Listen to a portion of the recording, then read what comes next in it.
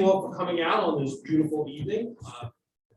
My name is Jim Malley. I'm lucky enough to be the mayor of this great town. And this is one of, I forget, you're recording, right? I'm supposed to remind you, this is one of our, for those of you that have never been out to a town forum, this is one of our regular town forums. We do 2 or 3 a year. We've been doing them for, my goodness, more than 20 years now. Every once in a while we do them and try to give a special highlight to some event or something going on, to try and focus a little bit for us, just to get a sampling of what people's thoughts and comments are. It's not an official meeting. It's not, we won't take any action. We don't do anything official here. We just listen, hear what you have to say, explain, answer questions. I always like to joke that our town forums, our agenda here is that you set this agenda, okay? We'll talk for a few minutes. Tonight, we're going to give a little presentation about this proposal for a development on Haddon Ave, but we're not limited to that, okay? Anybody that's out to talk about whatever you want to talk about, that's what we're here for.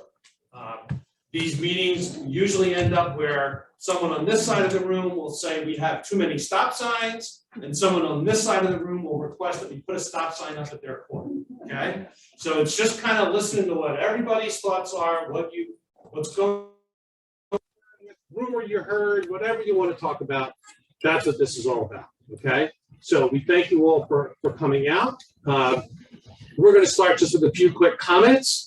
Commissioner Robinson, anything you'd like to say? She didn't know she got a few quick comments. I saw her in the video, I'm thinking, we really haven't gone all over this with you.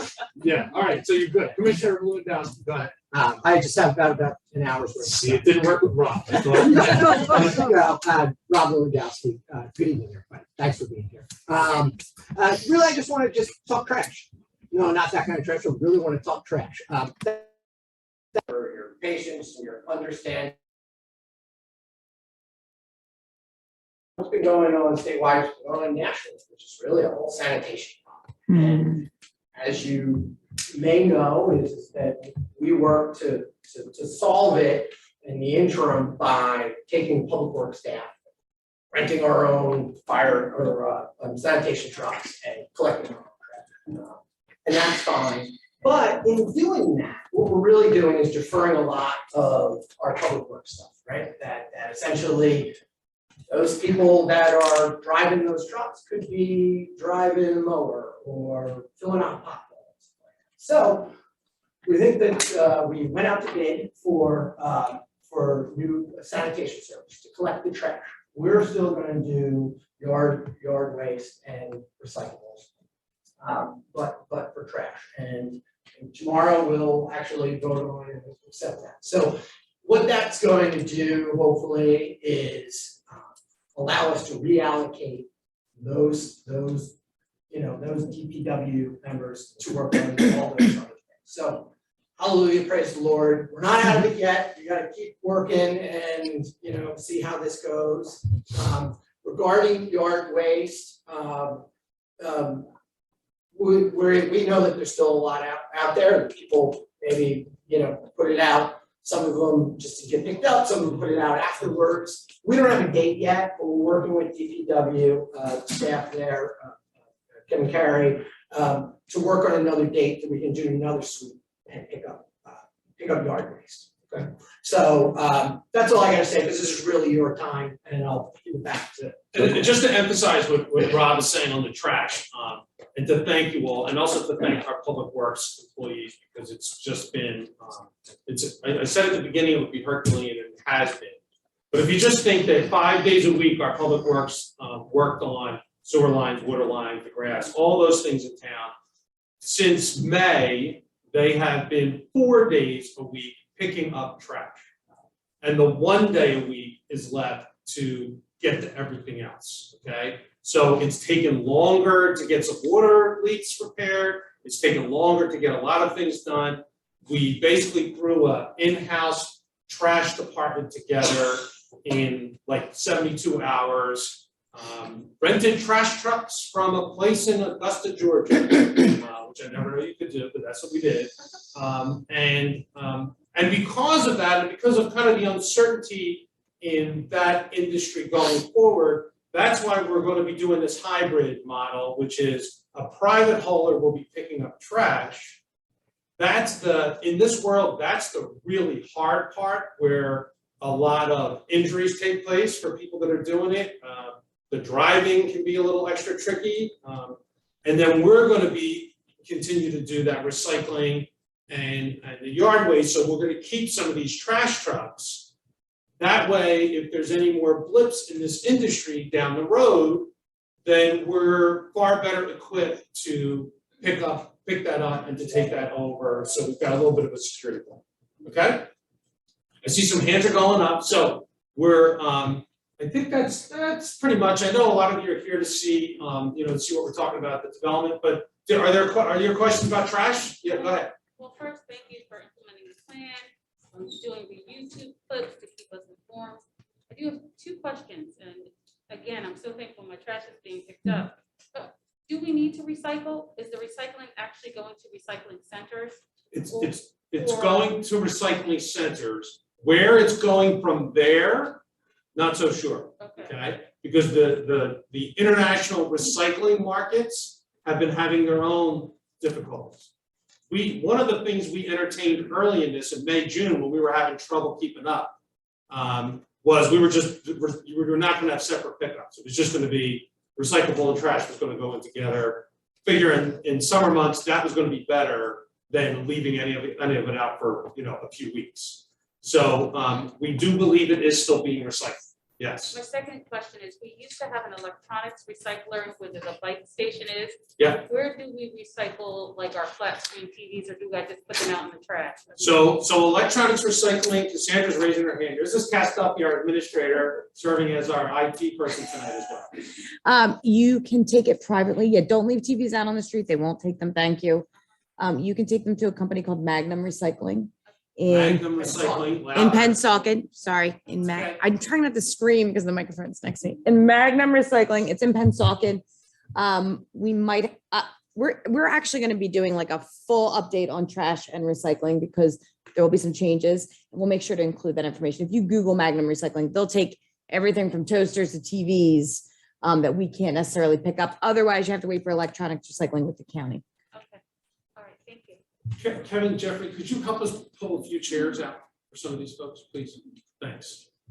Hang on, yes, have we right back? Yes. Yeah, I was just wondering when the leaf or whatever debris. The yard waste, It yes. hasn't been picked up for several weeks in our neighborhood, and is there any way that, like, you could send out texts saying, these are the blocks or whatever that are gonna get it picked up so that we don't have these out constantly? So the first thing I'll tell you is, don't put them out anymore. What you have out there already, we're gonna do a sweep to get them, but we stop October 1.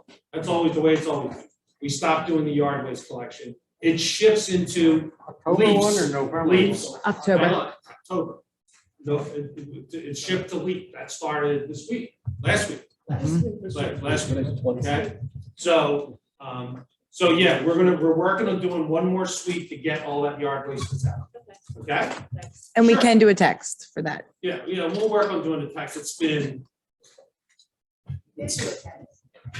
about yard waste. Oh, we did? Is that what you Yes, said? we did do a We did do a text. Mhm. Are you on the Nixle? Okay, well, I got all of your messages about your election. well, that's not on the borough's Nixle. Okay? That's not on the borough's Nixle. But the borough has a program. You can go to the website, sign up. Nixle, Nixle. You can sign up for it. That gets, you get all the updates from that. Thank you. Okay? Somebody had their hand. Yes, So Jim. it's fair Yeah. to say that. Hey, Jim, how you doing? Good. Good. So the online request a pickup of yard waste, that I've got one of those things in the mill right now. I can expect that to be part of the normal sweep. They want to get everything. More, yes. And ultimately, there's a lot of those, hey, you gotta get to us, and that's what really said. We just have to do a full sweep. Well, I can tell you, I've been down to the Conley Avenue twice now, and it works. Yeah. I'm thinking about hiring myself out to my neighbors at $5 a can. You know what? You're worth 10. Jim. Yeah. What do you do after this one last week? You can take it over to Conley Avenue and put it there, but we don't do, yeah, we don't, generally when things aren't growing anymore, we're not picking out the yard, up the yard. So, Just Kevin? real quick, we do still do brush collection, or brush collection, not yard waste. So no grass clippings and things like that, but we will take sticks that are bundled like we always have. Okay, so everybody hear that? So we're not taking the grass in the bucket anymore, but we're taking sticks that are tied up, you have to tie them up and secure the, you can't just put piles of branches out on the side. So is that gonna be a normal pickup or is that a request? That's a scheduled request. Like it That's a was before. scheduled request, to pick up Like that. it was before? Okay. Yes, yes. And we, Yes. I was just gonna say, we'll do a full update on all of these individual like pickup items, in the coming weeks, just so you can find it in one place. Have you ever considered revamping the recycling program in town? Recycling is kind of a bust, really, right? The market's evolved. Market, yes, because people don't do it properly and it's contaminated. And have you ever considered having people every citizen being responsible for taking their own recycling to a recycling center? Sorted. So listen, it's not that people are. Have you ever screwing it. considered it, is all I'm asking. I know. Well, no, because no one will take it. Right. Okay, well then, No one will take so it. they put it in their It won't trash. get recycled. Yeah, they just put it in the trash, yeah. But it's not that the dry up of the recycling market isn't because like people are doing it wrong. It's because those end markets for buying the plastic and the glass, like those markets are what's drying up. So the guys that used to get Weren't those- collected Didn't those and markets dry sell up it because out, the stuff was let me, tell you contaminated? what, let me finish, okay? The guys that used to take it in and sell it out, they can't make any money. So they don't want to take it anymore. And it's gotten to a point where it costs a lot more to recycle it. And it's getting to the point where they just won't take it. Okay? Just to give you another answer to the recycling thing, is one of the things we've done through the Green Team, as you know, is really work with the local businesses to encourage and show them the path to get away from the plastics and go towards reusable, things that don't break down. And so hopefully we're limiting the amount of stuff that's ending up in the bins. Definitely in the reuse and reduce cycle of that. Yes. Is there a possibility that you not allow people to hire their own trash contractors? I used to live in Marlboro. We had 3 different guys picking up the trash on our block, 3 different companies. So the question is, can you hire your own trash company? There's not, we don't stop you. You can go do that tomorrow if you want. But it's including your tax bill for us to pick it up, so it's up to you. You can repave the street outside. I'm okay with that. Because of this mess that Hang we're in on, with. tell you what, let this gentleman speak. I thought it- No, he's not, he's still speaking. Okay, relax, go ahead. But if you allow the competition to determine what's happening in the market and you give credit to people that aren't using the township garbage pickup, you'll get better services. So how many people do you think I have to hire to start working out the credit program and who gets, like, it's just like a little too complicated, I think, for our little borough to work out that these 180 people spread out over here, don't pick up that. You pick up that, like, it's just, we either pick them all up or we don't. Different cans, these guys go down the block, they will 3 cans for my green can, my red can. Yeah, we'll try. I think we're got a company to collect the trash. We'll be awarding a contract in the morning. So somebody else will be coming in, so hopefully we get our public works guys back most of the time now. And I think that'll work. I think that's the best. And this is one thing where, like, local government, this is not what we do the best. We can catch bad guys pretty good. We can put fires out pretty good, fix streets, but picking up trash, we've been out of business for 50 years. 50 years it's worked, so we got to revamp it. Thank you. Yeah, hang on one sec. Yep, wrong. Yep. What's the percentage of increase we saw in the cost of the new program? The new one's 20. 20 what? The trash, the cost of the new contract that's come in. It is an increase. How much? Uh, How I much? just like a percentage if there was. I don't know percentage wise, but per year, it's about 600,000 or 700,000 for solid waste only. Yeah, I want to say it was like a 10 or 15. It was a big number. Sure. Which we Yeah. I've seen expected. it everywhere. Yeah. Yeah, and that was- they're, I mean, they're paying, you know, the good side of it is they're paying the people more money in order to keep them in, like, it's good that way, but the only way you do that is, you know, it's gonna cost us more. Mm. Yeah. Yes. Yes, I mean, yes. I didn't realize trash was such a hot topic. Incentivizing and telling people to produce less. Good My point. brother lives in New Hampshire, my son goes to school at Berkeley in California, and he's a very forward-thinking town to say, hey, if trash is such a problem, why don't you make less? And I know we incentivize everything if there's That's- something that hits our pocketbook, so as opposed to making more and figure out what to do with that, are we as a town considering We, incentivizing every household, I mean, have this bag and you have to handle the rest of your trash? I'm not saying that's my thinking, but I think if we have such a trash problem, how can we make less trash? well, And okay, incentivize that.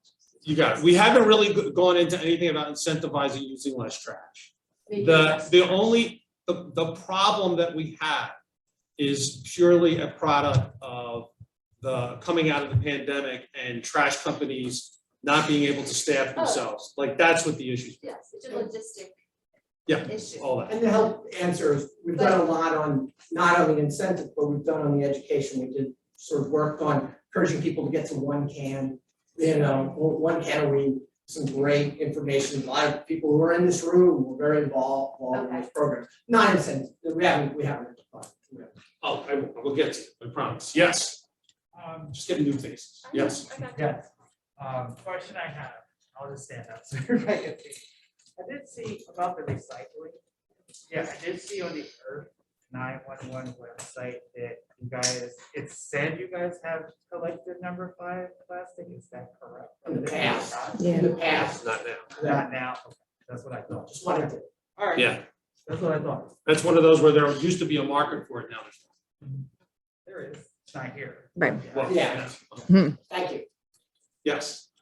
Yes. So I just wanted to thank you because I believe in public service. And what you're saying is that our trash collection, not everyone drives, I don't drive.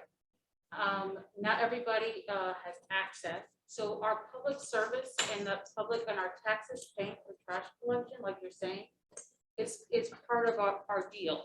As me as a citizen and you as our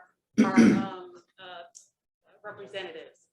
So thank you for that, because when I think about what it would take for somebody who might be a vulnerable population or someone who doesn't drive to have that same equity in getting rid of trash and having, which is like a public health thing for us, you know what I mean?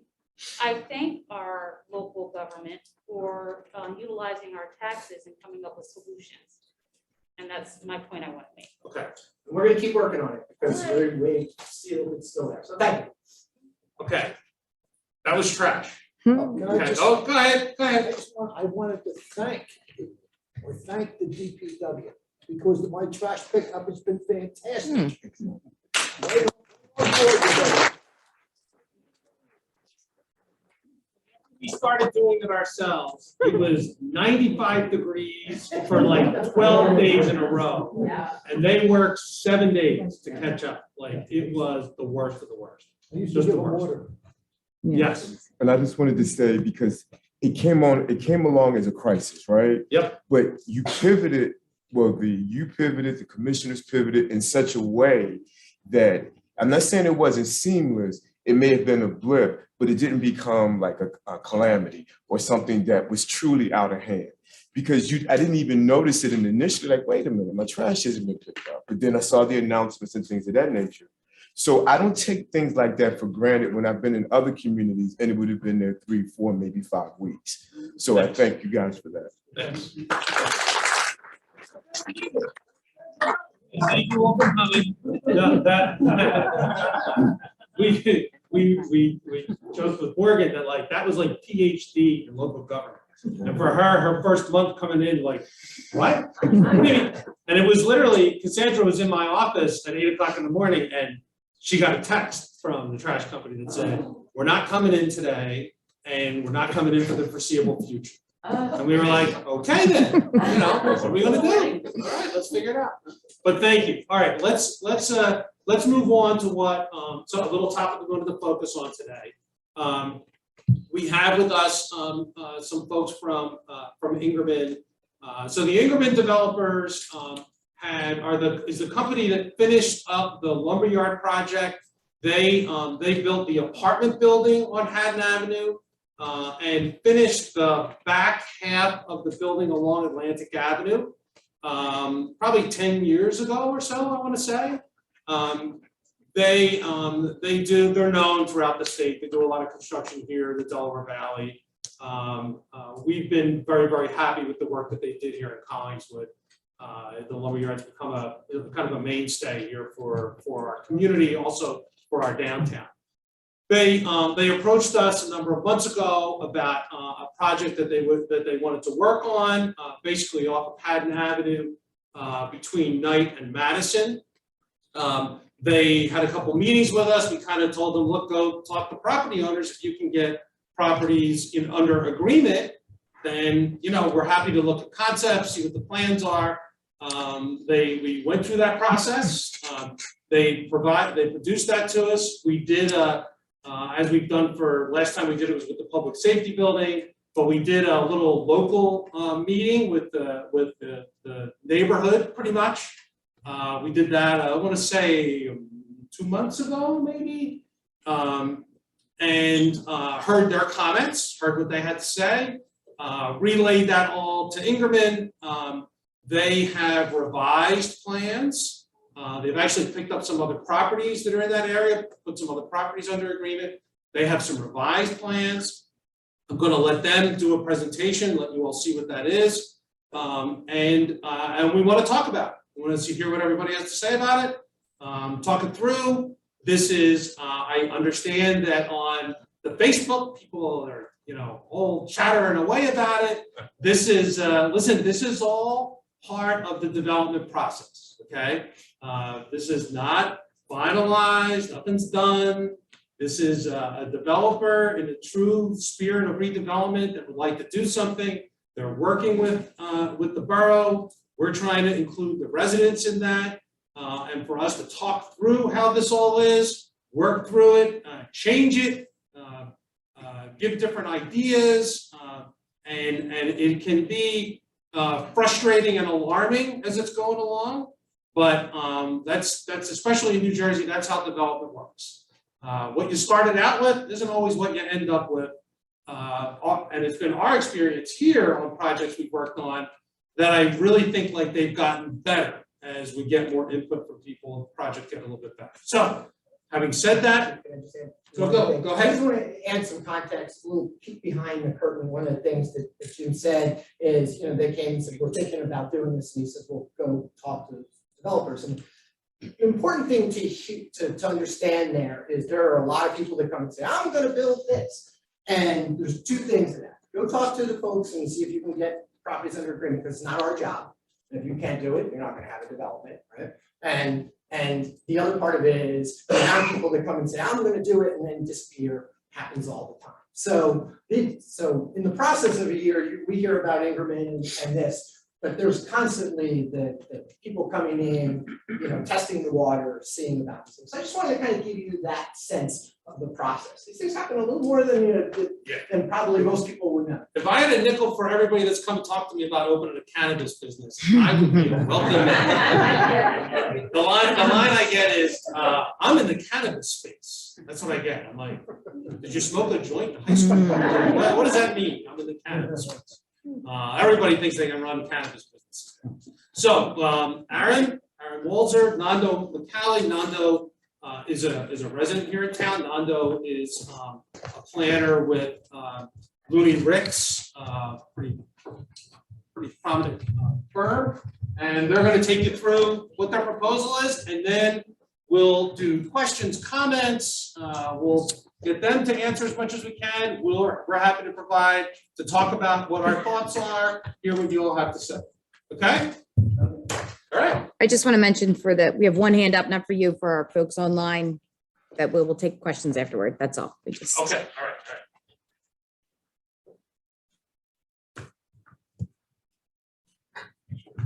Wonderful. Good evening. Thank you for being here tonight.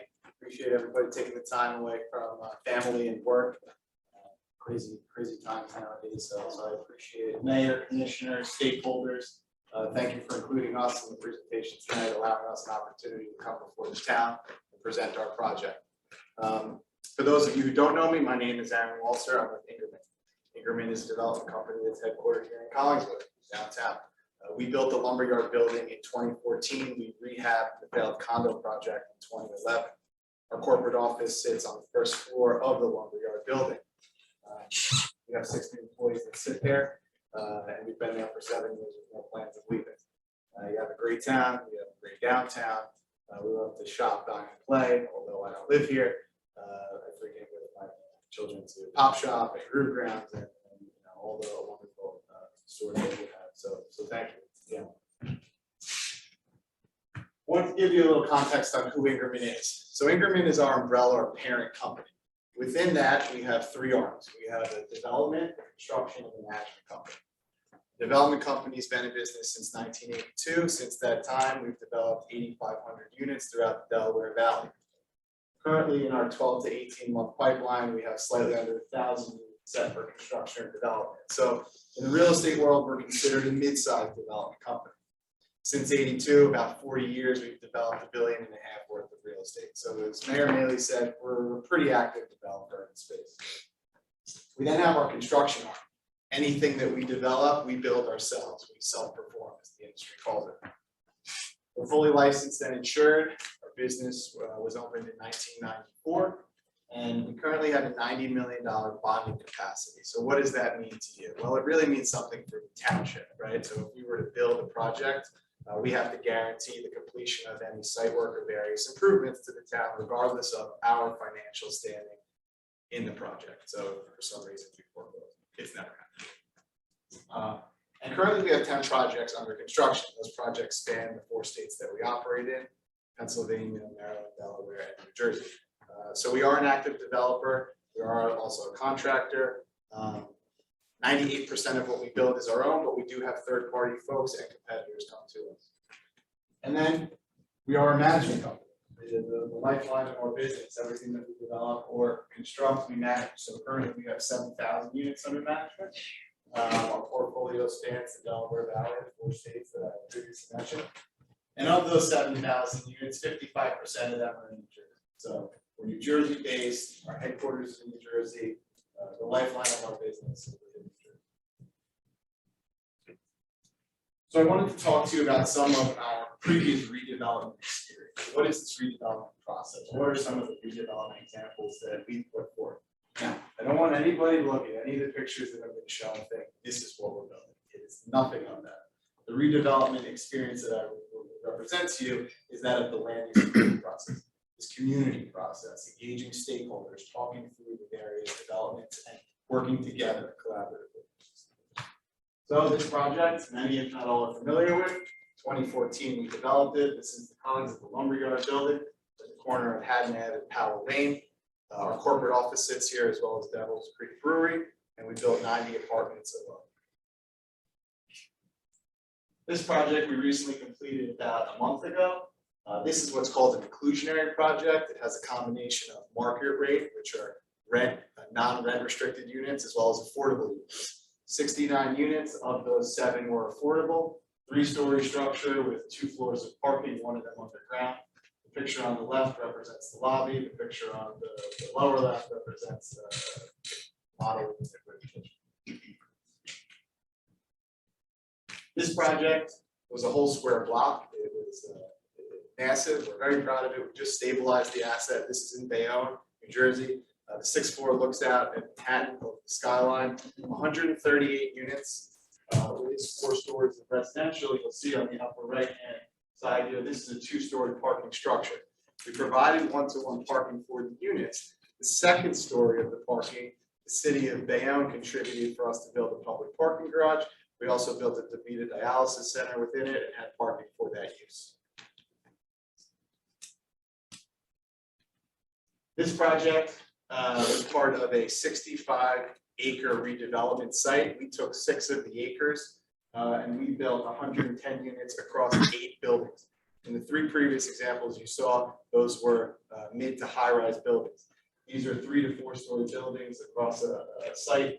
And on the lower right hand corner here, you see a freestanding community building with a pool, leasing lobby, lounge. A little bit of a different type, but I think I show you it and the next few examples to just say it's not a one size fits all. The architecture is place specific and cater it to the context. This is a project we're very proud of, and it is a rendering that you're looking at, and the reason is we just broke ground 2 months ago. We're currently doing site work, we're stubbing in underground plumbing and electrical, we hope to pour footings and foundations before the winter comes. This is in Clinton, New Jersey, a very involved town, to say the least, which is wonderful. We are proud of it, we think it's going to be one of our best looking buildings. 120 units, 15% set aside for affordable. This is 5,000 square feet of retail. We have a supermarket coming in here, pool on the backside, former A&P supermarket that went bust. Big environmental cleanup for the town, so a win all around. So I want to talk to you about our revised building program for the area. So 2 months ago, or many more than 2 months ago, I was going back and forth. Presented something to the town. And 2 months ago, mayor and the commissioners brought it to the neighborhood meeting. Long and the short is that building got chopped in half. So here I am today, right? And the proposed project now is essentially half the height. So we're proposing to build a 3-story apartment building. The parking would be below grade. This is very similar to the lumberyard condos, where we drive in to a ramp that goes underground. The building would contain 133 rental apartment units, of which 15% are affordable, or 20 units within the community. The breakdown of the 133 units is 20 studios. 20 studios, 84 one-bedrooms, 25 two-bedrooms, and 4 3-bedroom units. The parking is now 1 for 1. In addition to that, we have parking for our management personnel on site, as well as employees of the office commercial retail space, the ultimate end user of that space. And we now have 3,000 square feet of office and commercial space. So we are proposing a mixed use and mixed income building that is 3 stories in height. This image here is a drone video of the site. It's an aerial view. The site that we are talking about is within the red lines. Ingerman has all of these parcels under agreement. Many of you may have seen or frequented the storefronts here on Haddon Ave, the Italian ice store, the comic book shop, King's Newsday, Genesis Counseling Center. That is not the only portion of the redevelopment project. In fact, the majority of the site, 80% of it, sits behind. So what I wanted to do is give you an example of what some of the existing conditions are behind the site. Here we have some of the open space. Some is underutilized, some are parking garages, some are small businesses, some are parking lots. But for those of you that aren't able to traverse and walk onto the private property to see what's behind, this is an example.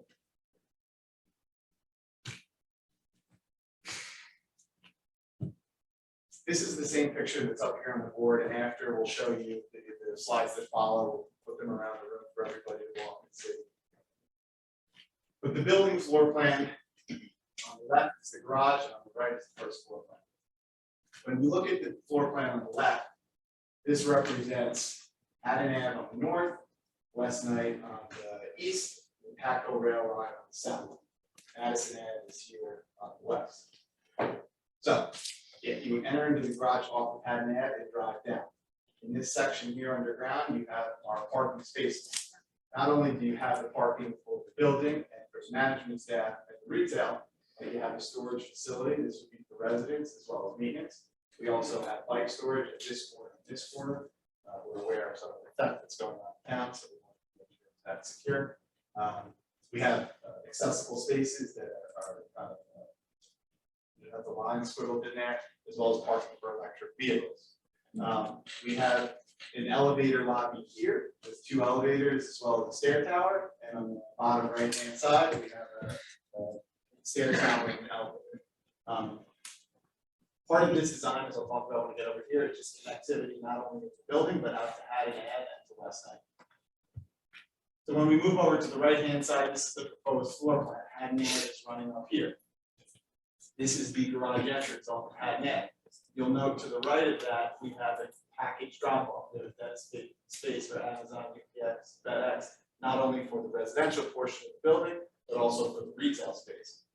Currently outside of Pete's Newsstand, there are 2 meter dedicated spaces. We're turning that into 3 dedicated spaces for the retail. So we're adding a parking spot plus package drop-off location. There's already a curb cut here. The blue represents amenity space, common area, lounge, leasing office, lobby, fitness center, all of the amenities of an apartment building. This space up here is retail, 2 amenity courtyards, green space, community, grill, fire pit, lounge chairs, outdoor space for local residents. The area that's blue running vertically and horizontally, that would represent the hallways, and the white area would be the apartments themselves. As we move over here to West Side Ave, we really want to, well, before I get to that, trash, as I know trash was an important part of the conversation. You have trash chutes, trash compactors, roll off 2 and 4 yard containers. They serve as both the retail space as well as the residential portion. There's a screening element here with access to West Side and to Haggard for pickup. West Side. The proposed design has not only a 15-foot setback from the curb, but a 15-foot setback from the sidewalk. The 3rd story of the building then has its own setback. So as you're walking up and down West Night, it gives the appearance of a 2-story building. You don't ever see the 3rd story. Very similar to the condos at the lumberyard. We have dense landscaping, a lot of trees. We're looking to create a pedestrian access here, maybe to tie into North Atlantic. That could be bollards, landscaping, TBD, discussion for all. And then down here, we have access to the dog park that sits behind the borough parking lot, as well as creating more of a pedestrian-friendly route for those that may walk or commute to the train station. So now I want to talk and show you some of the proposed elevations and renderings for the project. And to do that, I will hand it over to local resident and architect. Good evening, everybody. If you can't hear me, or if I need to repeat something, just raise your hand and I'll do it. So as Aaron has said, he sort of described the building floor plans that we help them with, basically to fit into the neighborhood, to take a development that responds to the context of the neighborhood. So we work with them not on the specific architecture, but on the massing of the building, because that's the most important thing. The details of it, whether it's contemporary or traditional, that's for the sort of next stage of discussion. But what is shown here is basically the response to what is predominantly a 2-story Haddon Avenue. Most of the businesses with housing above it is 2 stories. So as Aaron had mentioned earlier on West Night, we're responding to the 2-story, and I'll show that in a minute, the 2-story character of the twins. Here, we're responding to that pattern, that rhythm of storefronts that are along Haddon Avenue. And we're in our intent, as we develop the design, is to create that storefront image, not just a big blank wall, but actually being able to see into that. As Aaron mentioned in the floor plan, there is, lobby space up along Haddon Avenue and the retail. So all of that is going to be transparent, just like any other retail storefront would be. So you can see we've taken kind of that 2nd story height and put along there. We've also intimated, we've sort of gone one step further than massing and said not only is it a 2-story element, but much like the lumberyard condos, taking elements of the traditional storefront and create, bays on those. So it's not just a flat facade.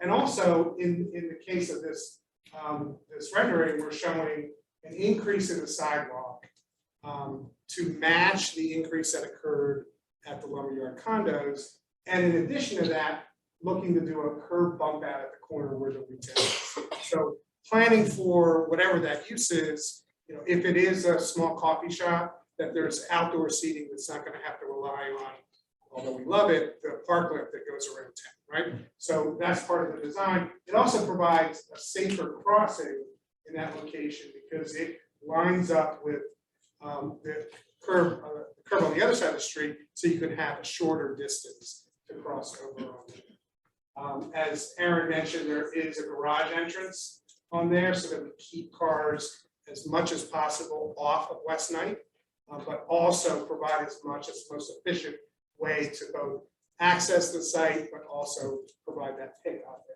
As he mentioned, right in front of the entrance to the lobby, there would be a drop-off area. We considered safety issues up there. There's actually an easement along the edge of the site to get to the parking behind this building. So we really looked at that whole entrance component to really respond to safety. That's that one. And then to the West Ninth elevation, again, didn't spend time on architecture because that's the next stage, but really sort of striking that line in 2 stories, showing that there's also a response. The twins across the street have a small setback, and the porches, and then the bays above. So we're mimicking that approach on the other side.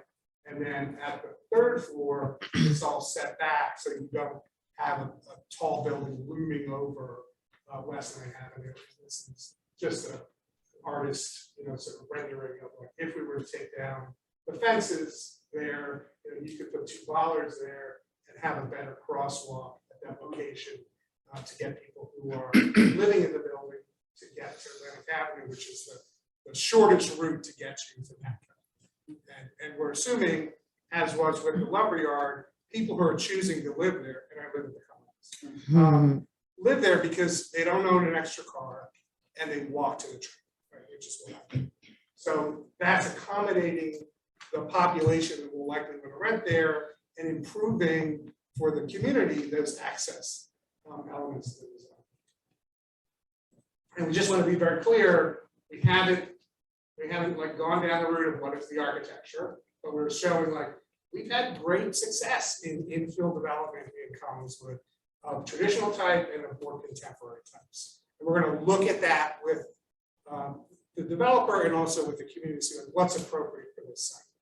And we're not, just to reinforce the idea, we're not building the colonies and we're not building town center, which is much maligned and rightfully so.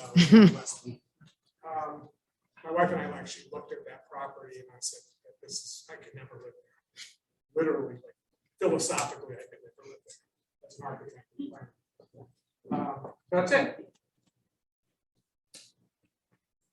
Okay, so thank you both. Thank you for that. So we're going to open it up comments. I know this is new from what we saw the last time out. For those of you that were at that meeting, but we're going to open up the floor. What do you want to talk about? Yes, you were first. Go ahead. I just feel like. No, hang on 1 second. We just fell back here. I'll get right to you. Sorry. I have a question to the developer. Sure. Because I do live in that area, not too far from it. I know about the lumberyard and stuff, that's gonna be fine, but with that garage door on the Haddon Avenue side, Sure. that's gonna create like a lot more car traffic than what's already there. So we were responding to the concerns about traffic on that site. I think when you look at the traffic pattern going down Haddon Ave, especially towards the current lumberyard building that we have the main drag of Haddon Ave, and then we have many roads that kind of run perpendicular to it, but that are offset. So I don't think the traffic pattern would be any worse. We would just have to look at some of the line striping and talk with the captain. I'm gonna answer that. Is that the curb cut to Cabana? Where That that already facility- exists. It So that's already already- exists. So there's already work. And in this process, okay, they would get to a point where they would file applications for site plan approvals in front of the planning board, okay?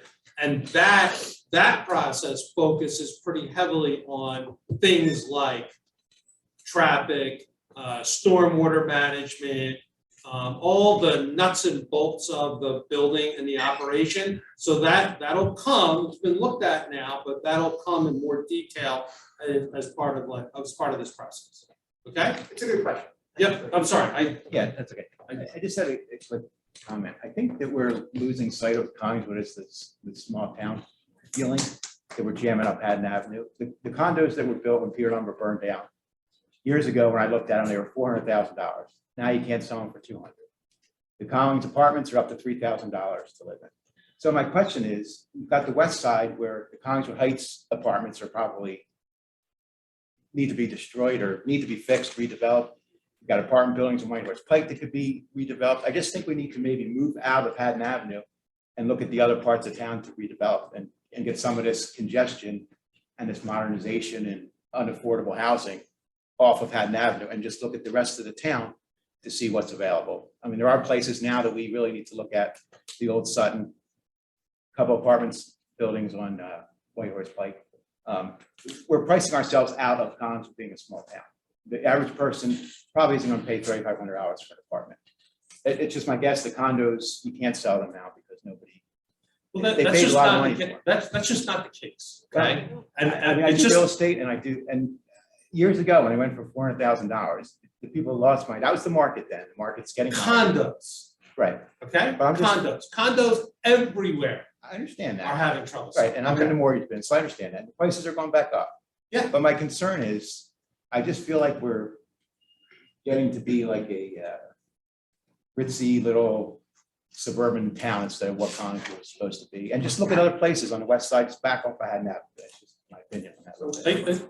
I got you. Okay, that's fine. All right, yes, sir. Yes, my name is Philip Zobish. I've lived for 20 years at 28 West Madison Avenue.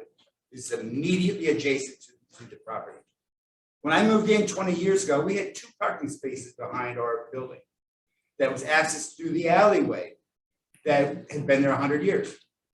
The guy who owns the storage units started blocking our cars with his trucks.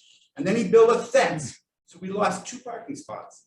Now, I live on the worst street in Collingswood for parking, West Madison Avenue, 1 block long. When I moved in, there were 5 blue parking spots that we couldn't park in because they were for Handicap spots. people, okay. Well, it's totally wrong to give away a public way for that. But anyway, I want you to tear down that wall and allow us to access that alleyway again that we had before then, before this guy stole it. And I want to remind you that alleyways in the United States are all privately owned, every single one of them. You have access, it's the right of access, it's a public way, which is an alleyway. And he had no right to take that, to chop off our parking spots and to steal it. And we demand it back. And if you don't allow us to have that alleyway again, there will probably be a huge lawsuit. And you'll have to tear down any building you put on that alleyway. But I have a couple other questions too. One of them is, of course, parking. We have, on our street, we have these stickers. If you don't have the stickers, you get fined. And For overnight parking. yes. Yeah, okay. Let's just ask them what it was, okay? Right. Remember, the street's only 1 block long. And Concord wasn't giving everybody a parking sticker. They'd say you have too many stickers for your building. We have 4 apartments in my building. And they wouldn't give out 4 parking stickers to the building. I was talking to one lady, she was crying because they wouldn't give her a parking sticker and she couldn't afford all the fines for parking. Now, you're talking about, what is it, 150 parking spots for 130 units or something like that? I don't remember the exact. It's a 1-for-1 for the residential. 1-for-1. One for residential. one. Right. What if a person buys 2 cars? And also, how are you gonna prevent them from parking on my street? And parking is bad enough as it is. It seems it's gonna get horrendous. But the most important thing is give us back the alleyway, allow us to park behind our building. I mean, since they put that fence up, the landlord put a couple pine trees up back there. Well, we'll just tear them out. The parking spots are golden. You're an apartment owner, that's for you to deal with the private property owner that's restricting. But use. So fence okay. though, What's that? tear down the fence. No, it's not my fence. It's a private property owner. You have apartments, you can take that up with him. Has nothing to do with Didn't us. Ingersoll buy it? They haven't yet, but then you take it up with them, that's fine. It's got nothing to do with the borough and review of the project. With respect to parking, one of the things for the neighborhood when we were together, I talked about Madison. We talked about doing the permit-only parking on that block, which I had thought was underway, which wasn't underway. It's underway now. I talked to Kevin, the chief. We're getting that in process. That's the same system we have for a lot of the blocks off of Haddon Ave, with the restaurant trade and everything. We have that a lot of spots. So we're putting that in motion. With respect to the parking and the requirements for parking, I can tell you that for this and not just for Collingswood's experience, my work experience, when people are buying these units, like or renting these units, like they are at Lumberyard, they don't get the second car. Okay, they're there because most of them are there because they don't want another car, because they want to be able to walk to the speed line to go to Philly. Number one. Number two, they want to be able to walk to the downtown, and that's why they live on that What if they street. get a second car though? Well, then that's their problem. They don't have a parking space for it. They got to figure it out. And that's part of the reason why they don't do that. Okay. So I hear you, but we've built a couple centers like this and we don't have the problem that you're concerned about. I would go on to say, when we look at the lumberyard building that we built about 7 years ago, so those are 70 units with 69 parking spaces. And the building's been 100% occupied for all through the pandemic, and historically it's 96 to 98% occupied. And when I checked about a week ago, there was one vacant parking space. So the one-to-one holds over those residents. He's an example of somebody that lives in the building, doesn't own a car. I think that's the beauty of that downtown pedestrian-friendly building. Well, can you put the alleyway into your map so that we have? We're not getting into the alley. That's your issue to deal with them. That is not a borough issue. Okay, listen, sir, you can take that up with the property owner. That is not our issue. Okay? Yes, sir. Two questions. One, I noticed that you guys were doing that bit of a more conscientious, deliberate setback along the east night side. Is that something that's been considered along the Haddon Ave side to just kind of act as more of a pressure release valve? So it's a bit wider and doesn't feel like it's just encroaching on the. Yeah, it's on all three sides of the building. The Okay. only side that it is not is against the back of the house. Yeah, the one thing that kind of rose that red flag for me was the one point in and out from the parking. It's not similar to say the lumberyard where you have a couple of points of egress. This is essentially, you've got that one point that's coming out. So if there's any way to kind of set that back further, I know it affects the overall footprint, but if you're able to do that to just kind of create a bit more of an eased condition out. So there's two things that we're proposing. One is currently the curb to building line is 10 feet. Mhm. So much like exactly like the lumberyard condos, we're adding 2 feet, we're moving the curb. There's no stormwater along there, so we have the ability to actually widen. And then you can see on this elevation that we've actually modulated the elevation. So where the entrance to the garages is actually set back. So the idea is that the things that are the storefront are at the property line, but those other things set back. Again, a little different than the lumberyard condos, which has one straight facade and the 2-foot addition. Right. We thought in this location, because you're transitioning from what is truly downtown to the residential part of Haddon Avenue, that we thought that setback would be appropriate from a massing perspective. Have you guys done a through your due diligence, done a traffic study yet? And what are they kind of recommending as far as signalization or stop signs or widening turn lanes or anything like that? Yeah, so not yet. That's part of the next stage with our civil engineers. We'll improve the process like that. And just in fairness to the process, we've been working kind of on the mass and number of units and where it might be. So we've gone, as Aaron so delicately put it at the start of this talk, like let's cut this in half from where we were before. So no point doing traffic studies, so we get to like roughly what this building's going to be, what the traffic's going to be. Thank you. Yes. I'm gonna get to everybody. Yes, ma'am. Oh, so this is Ingerman's third development in Collingswood? Second development? Okay, so the lumberyard is the first and the property across the street with the little play place is not yours? It is not, so Okay, we are only responsible for what is the 5-story rental apartment building. The lumberyard condos that you see, that was a totally different developer, we had nothing to do with it, we were responsible for finishing the shell of a building, advancing the Okay. train tracks, and building the new construction 5-story building. okay. And now you want to go down the street and build affordable housing and then have some frontage on Haddon Avenue. So the building, it's an inclusionary project, so that means that of the 133 units, 15% are affordable. And that's a requirement that the town has, they have. Yes, I understand that. It's Going beyond 85% mark, it's not an affordable housing project. So apartments and places to rent, but not to purchase. But no, it's not an affordable housing project. Apartments. It is a market rate project, I understand. 85% market rate. I know, but when you say you're going down the block to build affordable housing, that means a whole different thing, okay?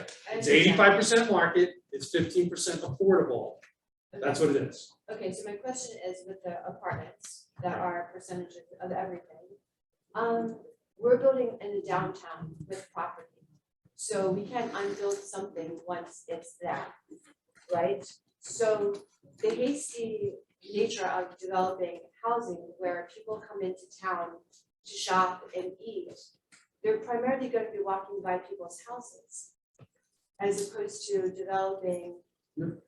Okay, well, no, they're not, no, in fact, part of what we've required of this, the developer would like it to be that way, that's kind of the Haddon Township development.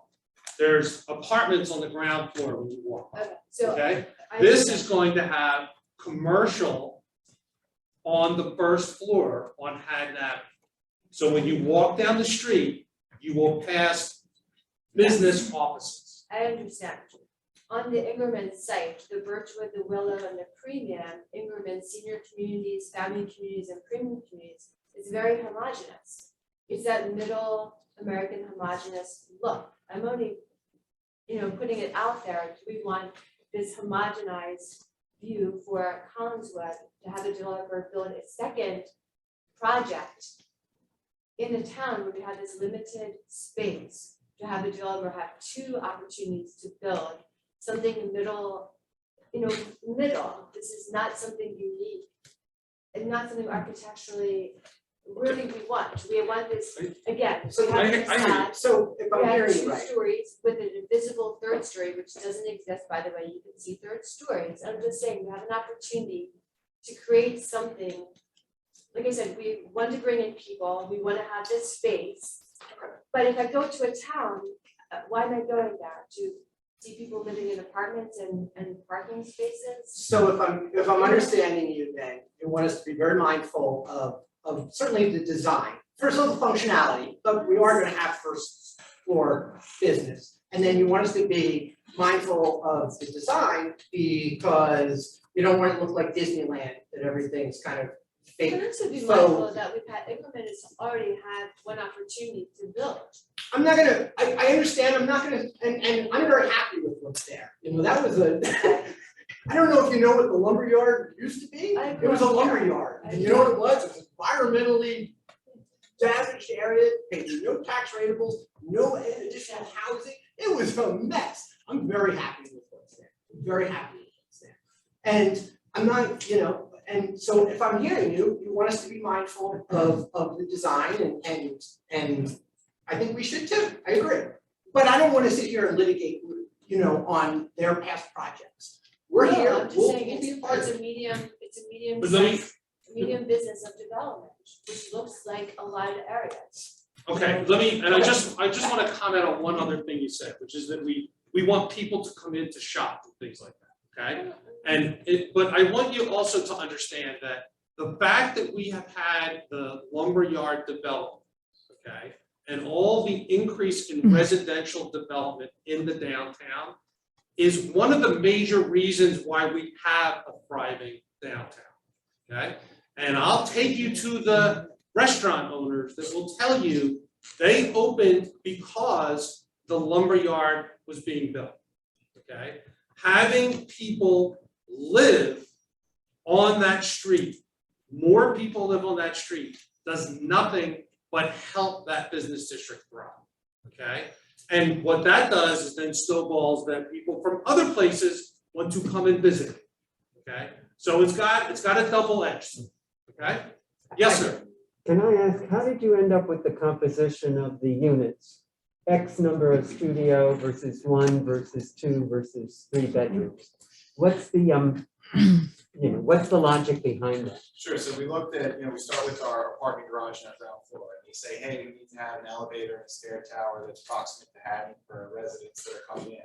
We take into consideration trash chutes, any mechanical chases, anything like that. We decide, hey, we want outdoor green space for residents, we plant those, we create a hallway that gets to the back of the site, that's double loaded corridor, meaning you have apartments on either side.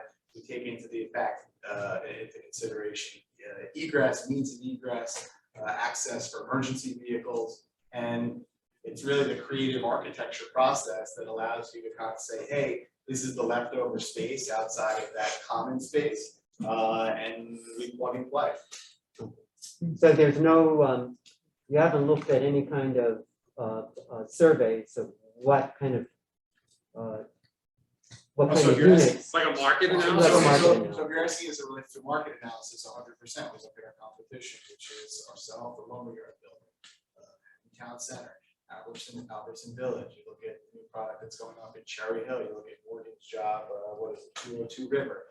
You do a comp study of the area that allows you to not only assess the square footage of your competition, the unit mix, the rental rates, the amenity fees. That's just part of the development process that we go through when we present to the town and come up with a revised plan. Thank you. Thank you. Okay, yes, sir. Yep, we'll get around. Yep. Okay. Number one, my wife and I own 4 units on West Madison. A guy's moving in next month, and one of the reasons I got the rent that I did was because of the shopping that's so prevalent on Manhattan Avenue. Definitely a plus. Okay. I have just 3 questions. The properties that we own are on your building side of West Madison. Right now, there's our yards, and there's the back of what's the water ice place, and then those garages. How far from our fence is the new building going to be? Yeah, so it depends on where you live, what you back up to. But where the property is its shallowest, this is the end of Madison. There's a 15-foot setback until you get to the building. Okay. And then at the third story, the building sets back. So there's not this, again, looming building over the back. Okay, so from our back fence, it's 15 foot. It's 15 feet. And we would be doing landscaping and our own fencing, so you don't see. I thought, Jim, setback was 30, in Collinsville was 30. I have no idea. I don't know. Okay. But we don't have it here. We had the drawings of the elevations from the Madison side, like the landscape and the plan, like it cuts out. Yeah, but Yeah, that's like changed, that's changed. Yeah, okay, So the Mandy Court used to be down here. Got it. Now Now it's it's up up there. there. But I would, Okay, but I so would go on my So we can check. So you're concerned about the setback and how Sure, close it is to the back. Yeah, you I know, got you. we don't live on Madison. They're Right, yeah, running. properties. But, if somebody's in the yard, the children or this and that, and then 15 feet on the other side of the fence, they got this 3-story building. I mean, can you push it back a little bit? Yeah. Okay, all right. What else? You got 3, yep. Okay, so that's a You concern. can do 4 if you want to, right? But you go ahead, you got number 2. The second one is quick. Everybody on that side of the street has water problems, or some pumps go constantly, which a lot of people do. What would this building either add or subtract to our water problem? But I want to tell you a story about the public safety building, okay? What I'll tell you is that it will improve those water issues, okay? Public safety building, that was one of the concerns of the neighborhood around on Summerfield, right? That doing this building was they had some flooding that occurred down along the railroad tracks, like all the water flowed off that empty lot and went down. What we did, and it'll be part of this process we look at, is look at all of that stormwater. And what it has done is solve the problem, okay? Because now we're capturing all of it coming down within the pipes, which before, like pretty much what you have back here now, just big open, kind of rows of garages, but pretty open, so that stormwater is going wherever it wants to go, okay? Okay, and these units are rentals, not condominiums? Yes. So could you just tell us what the rents are projected? Sure, and it's totally projected and it's based on the lumberyard, so the affordable units, 1, 2, and 3 bedrooms, 700, 900, 1100 respectively. Market rate units, we have a combination of studios, 1s and 2s, studios anywhere from 16 to 1700, 1 bedrooms anywhere from 2000 to 2100, and that was 1 bedrooms, and 2 bedrooms anywhere from 23 to 2500. Those rents are actually underwritten, we would say somewhat conservatively, because when you look at the lumberyard building, their 2-bedroom and 1-bedroom rents are actually approaching $23 and $27. Okay, you think the pumps support you getting that kind of rent? So the lumberyard building is 100% occupied, so I think that that's our best comp. But we try and be conservative, and we'll engage the market. Yeah, you got it, no problem. Anybody else? Yes, sir. Will the project pay taxes to the town, or is this under a pilot program? So we'll be talking about a pilot, okay? And could you For explain sure. what that is a little bit? What's that? Could you explain what that is a little Sure bit? thing, I'd be happy to, okay? So it's a payment in lieu of tax agreement, which is basically, it would be, for the developer, it would be a reduction in the total tax bill, okay? For the borough, what it does is maximize dollars for the borough, okay? And think of it this way, 25% of the tax bills go into the county, okay? So if you just take 25% off and gave a pilot of 75%, all of that 75% stays in the borough, okay? For this one, for this project, what we are looking to do is a little different treatment of the pilot, because of some other needs that we have in the town, that we would be looking to take a substantial portion of any pilot payment and dedicate it to, well, we've already had some discussions with the schools, but kind of a community recreation arts facilities fund, okay? So this in essence creates new money, okay? And we would take that and put it toward projects that we haven't been able to afford, okay? Most notably, the stadium, project that went down. This is a way to, which I opposed that stadium project because I felt it was costing taxpayers way too much money, okay? So this is a way with new money, hopefully, any luck, we get like a cannabis operation on 130 will generate a lot of money, okay? And the same plan, dedicate a substantial portion of that to facilities to build things, okay? So that's what we're thinking. None of that has been discussed in any kind of detail. First step is get to like a rough idea of what the building is going to be, okay? Counselor, are there people waiting to ask questions on their? There are 4 people. So hang tight, or, I mean. No, let's do a couple from, Yeah. All right. Anne, Carol? You're muted. I don't know if I can. had to be said at least once. Yeah. I'm gonna ask you to unmute. I don't know if she walked away. Her hand's been up for a while. Oh, Got it. hi, Ann. Can you hear us? Yes, I can. Thank you so much. My question is, can we get solar? We're at 100% volume, but you're unmuted. I don't know if we can hear you. Oh, no. We won't lose Ann. You want to try someone else? Yeah, I'm gonna give Matt. And if it is us, they can type their question in and we'll get it. Yeah, on the chat, we'll do that. Hello? Matt? You there? Hey, how are you? Yep. It says I'm Sure, if unmuted. it's us or them, folks. Why don't you go? I'll So see if I let's take can. another one here. Yep. Go, yes. So I haven't heard anything, and I think it's really important. To learn time we're in, to be thinking about sustainable development, to be thinking about ways that this could be, if we're going to have new development, it should be, cutting edge, in terms wanted to know if the guy could Less, rerun practical things like less cost. the unit Less breakdown. So right there, just for everybody at home, so the questions And we would about also the buildings. find out about So timeframe. we'll be working on all those fronts. We haven't quite gotten to it. All I can point to is public safety building.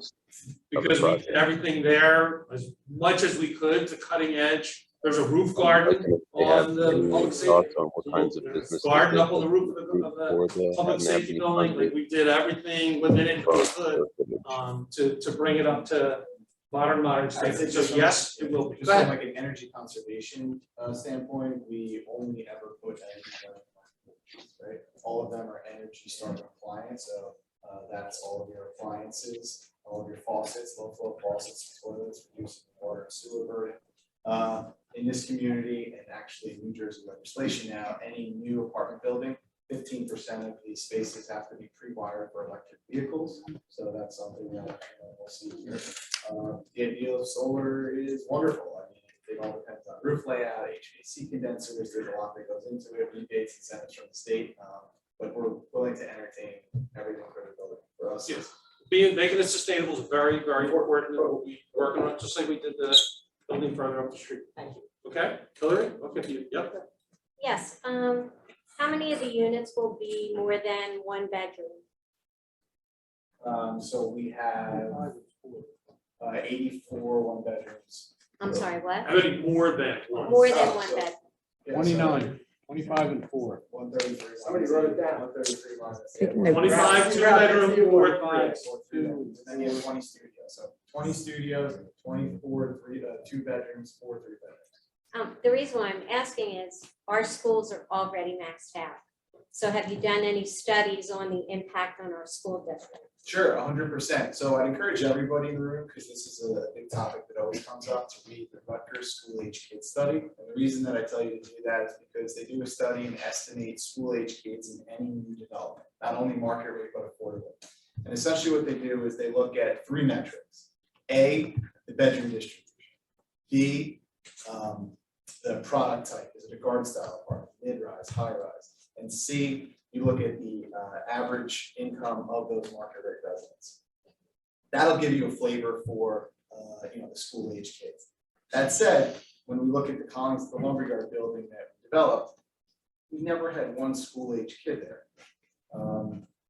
So we have to kind of lean on. And I'll expand on Aaron, not just the apartments, the condos, there are no kids in school. Okay, in the beginning of the condos, there was one. Because mom and dad, it was the last one in high school, and mom and dad sold the house before he was done. And moved in and empty nested, and then when he graduated. The demographic of the person that lives in the current lumberyard building is anywhere from mid-20s to late 50s, early 60s. They may be singles, newlyweds, divorcees, empty nesters. It's not family building. This kind of development attracts young professionals, okay, and it attracts non-young. Somebody that has, and maybe Bruce one day, somebody that raised a family, they ready to not have to cut the grass anymore, and yet they still don't want to go south. You know, they want to just get it someplace, and we're filled with that. That was always the studies that we had always seen, and in practice, that's how it worked. And if families with children go there, come there, we're not gonna do anything to restrict it. It just doesn't seem to be what happens. You're not going to get overrun. You're not going to get 50 kids coming out. All the food. Yes, sir. I have Yes. a question about visiting deliveries. It's saying that there's going to be the corner of the building which is going to accept the deliveries and whole packages for the tenants in the building. Problem that I see in college with is the UPS guy pulls up, parks his truck, and you drive around. Then the FedEx guy pulls up on the other side, the other week street, and doing that. And the mail guy parks his truck and walks 4 or 5 blocks. Do they have designated areas where these trucks can park? Yeah, they do. Here we do. Here we do. But it's not along the avenue. Now, so what we're doing is we're stepping back the curb. So as you see, we're creating a curb bump out in the corner of Patton last night, and then we're recessing the curb here. So we're adding an additional parking spot. There's only 2 right there. So we're gaining 1 public parking spot, and we're adding a package drop-off loading zone, which not only does it function as that, but for anybody who's pulling out of the garage, it gives you a site track. If you get one UPS truck, they'll take both those spots, nobody else can sell up. So It will. No, it will, but it's still better than any, where our town, like, you're gonna have delivery trucks in the middle of the street, that's just how it is. We're not a mall with Or someone makes 8,000 a feet. U-turn right in the middle of Haddon Avenue. Yeah, well, that's or another issue, somebody- but yes, we're gonna have But then this- when they work from home, though, they get back to more than ever. And this helps, this at least takes a shot at minimizing that at this spot, Thank you. okay? Yes, sir. Me? Yes, What's your most optimistic timeline from a project approval, shovel in the ground, Jim's cutting the ribbon? It's a great question. I'd love it all to happen tomorrow. Realistically, that is not the timeline. I would say that our hope would be that about a year from now, we would have some form of approval and that we would start construction come late winter, early spring of 23. What do you think the expected timeline for completion of the building? 16 months. yes, sir. Hi, piggyback on the timelines, at what point are you gonna have traffic studies, traffic impact studies and other, the other planning phases presented? So that'll be part of the land use approvals, the site plan process. We'll be having some more discussion, getting like the plan in shape, and then they'll be at a point where they would be filing that. So springtime, like I'd be hoping like over this winter, springtime, because that, once we're kind of all set on a concept, then those plans now require what they call hard engineering, right? They require, guys to write where the pipes go and all that, like do all that work. Costs a lot of money throwing those together. So probably, and it takes some time. Yeah, So the formal submission springtime then. yeah, ballpark. And just to kind of follow up, I think one of it was discussed a little bit, but the impact on Madison, really an impact on Madison, not to put anybody else out, but that's really the biggest concern because this size of development, abutting those two small streets is, is a lot. And I think with the local residents, butting up 15 feet is for a setback, but then the massing of the building against that, it really cuts down impacts the back of the building. Gotcha. I think You I have got questions here? it. Okay. I do. We got We're gonna questions here. I promoted Matt now to panelist. Matt, if you can hear us, I can hear you. Can you hear you me? might be able to hear. Scrupulous, you wouldn't come to the meeting? I'm running some stuff here at home too. How you Matt, doing? you there? I'm here. Is it? Output because I just heard me bing, but I will try one other. It's just a reporter, so we can just move on. Oh man, it's not working, huh? Ken Rossi, live over on East Palmer. I'm just gonna say this project is not popular in our house. My daughter was crying last night because it was Got it. so not a fan. Next thing is the traffic study is going to be so important because coming out of Cabanas, I never turn left out of that parking lot. Never. I always turn right and go around because it is impossible to make a left out of that parking lot. So please consider doing the traffic study before you go into doing 3D modeling more, because you will notice at least 800 cars come down Haddon Avenue, which is east-west, sun glare, at sunrise, sunset. So that's going to be your core commute times. And you have hundreds of cars that come down Haddon Avenue right as kids are walking to the high schools. And a lot of our kids in our neighborhood, which is over by East Palmer, are going to middle school, high school. So we just don't want those kinds of collisions and problems. I know that we talked about the 2-bedroom, 3-bedroom, so it's not really for families with young kids, but what Collinswood really needs is space for daycare. It's something we really, really need, and retail space is very nice, and I know they're not going to want to take care in a space where they really don't have customers who take care of them. So as our long-term plans going forward for development, we need to consider that need. I know we have a lot of the houses of worship in Collinswood, which have daycare running, and have a preschool, 2 years preschool program, which has been doing fantastic in our public schools. But there is a push nationally, federally, they were talking about it, how we need daycare. We need it. So those were the 3 issues that I wanted to bring up. And I would also push instead of just Energy Star, to echo what Wayne was saying earlier, LEED certification. Because not just the Energy Star, but the places, LEED. Thank you. Okay, thank you. Yes, sir. Yes, with the success of the lumberyard and this potential success, is there any mention or are there plans for the development of the Collingswood Business District along Collins Avenue? Because I feel sometimes as though we in that area are forgotten. And I just want to make sure, because and not only forgotten, but it's like a disconnect because the emphasis seems to be placed on Haddon Avenue. And I understand it, it's our downtown. But it would be nice for those of us that live on this side to receive some attention. Okay, listen, we're constantly, and the work that we've done over here, I don't know how long you've been in town, but we've been doing stuff for a long time over here. The reason that this is not a borough focus on Haddon Avenue, think of it as a developer that has come in with a plan that happens to be on Haddon Avenue. In defense of Mayor, this was fully. This wasn't my idea. No, I'm glad it's an idea, but I'm just saying on our side of town as And well. so you got anybody, you know, that wants to do a little something on Collins Ave? We'll talk to them tomorrow, okay? I can talk to them at 8 o'clock tomorrow. Like it's a function of getting interest from developers to do something. So Okay. to your point, and it's a great point, my question is to you, wouldn't there be an interest or is there a potential interest from your perspective to build in the business district? Because it's considered the business district off of Collins Avenue, which is all a part of our wonderful place to live. So would that be something to consider, if not now, in the future? Sure, we're always open to other new development opportunities. You're welcome to contact me anytime. I'm at the Collins office 5 days a week. We can have coffee, we can talk about it. If you have some sellers that are looking to close up shop, sure.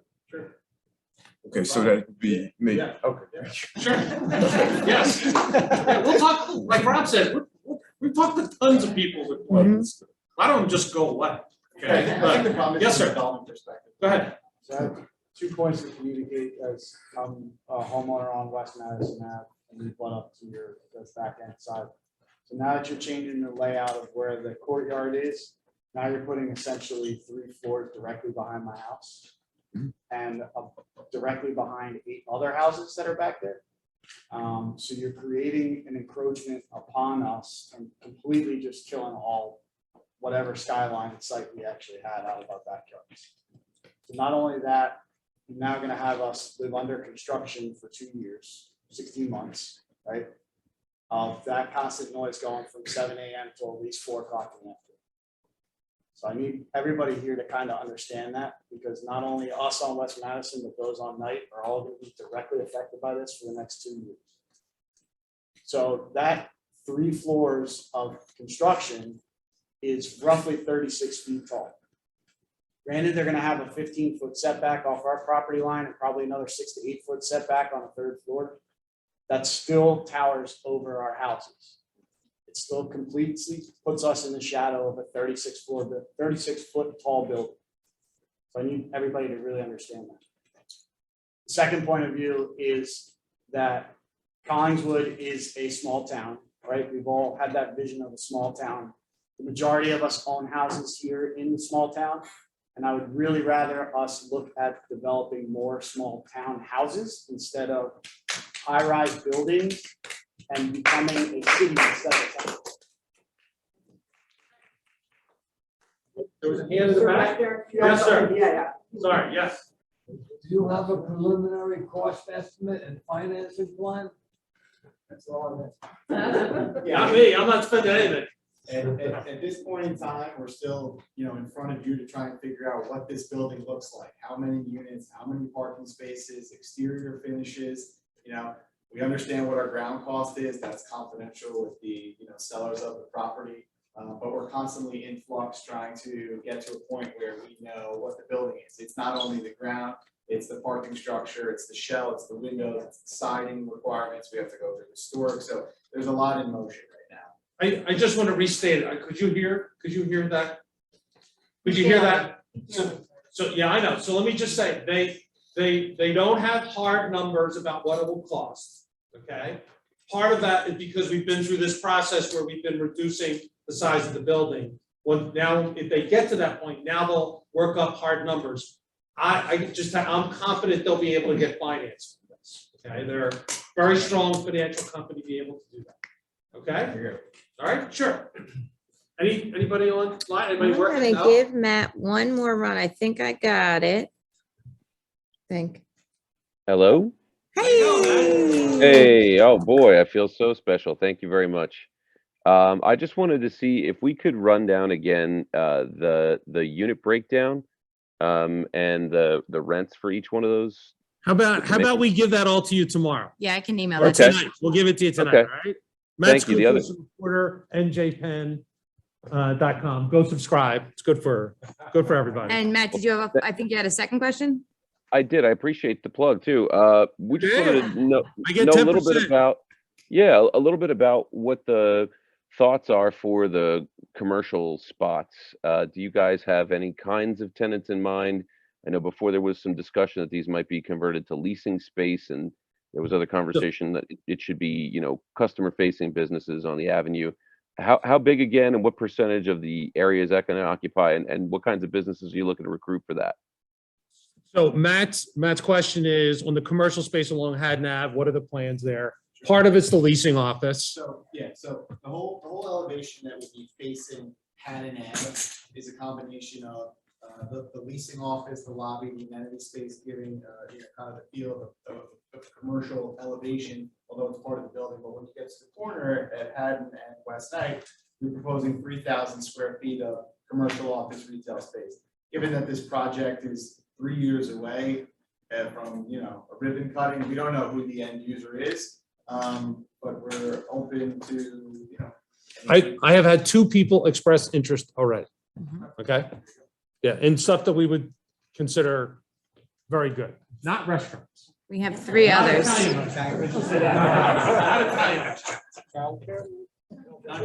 Yes. Could you very briefly go back to what you were alluding to before about the difference between affordable housing and these affordable units? What is the Sure. difference between?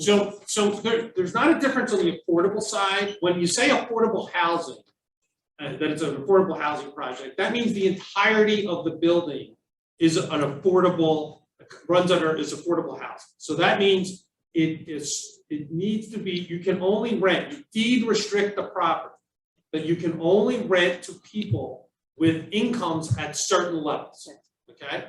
In this case, this is creating, how many units?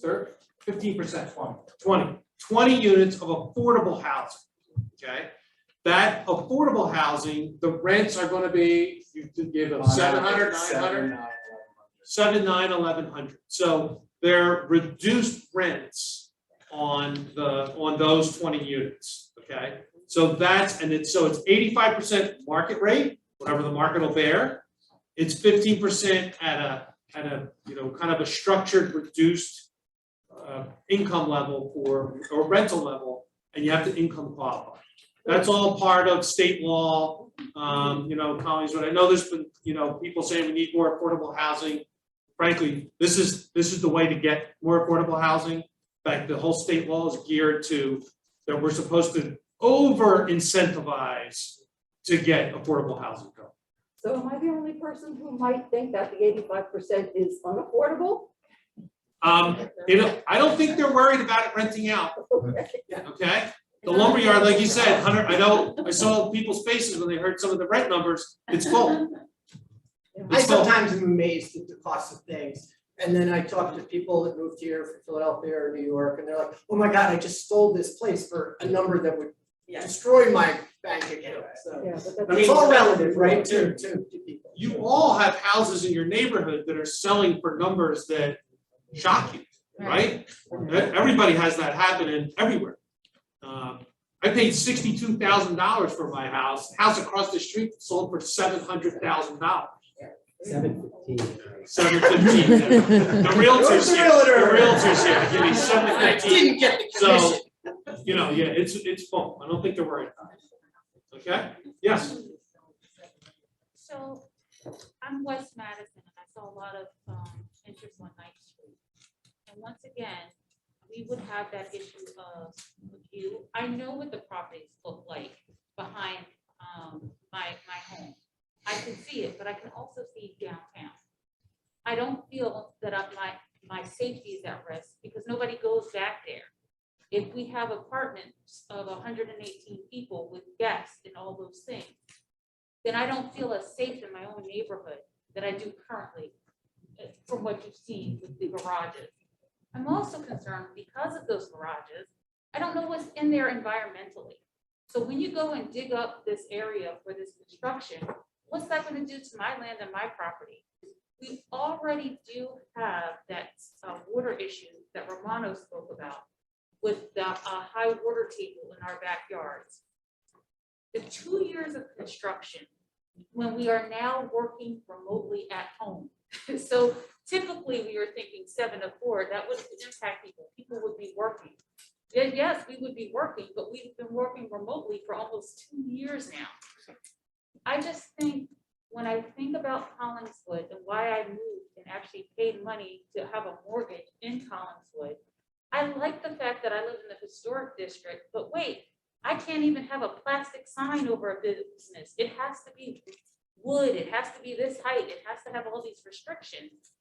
But yet you're going to build something that's going to be completely different from the philosophy of the town I moved to that I pay taxes in. And so, you know, when I think about parking, we do have permits for our street.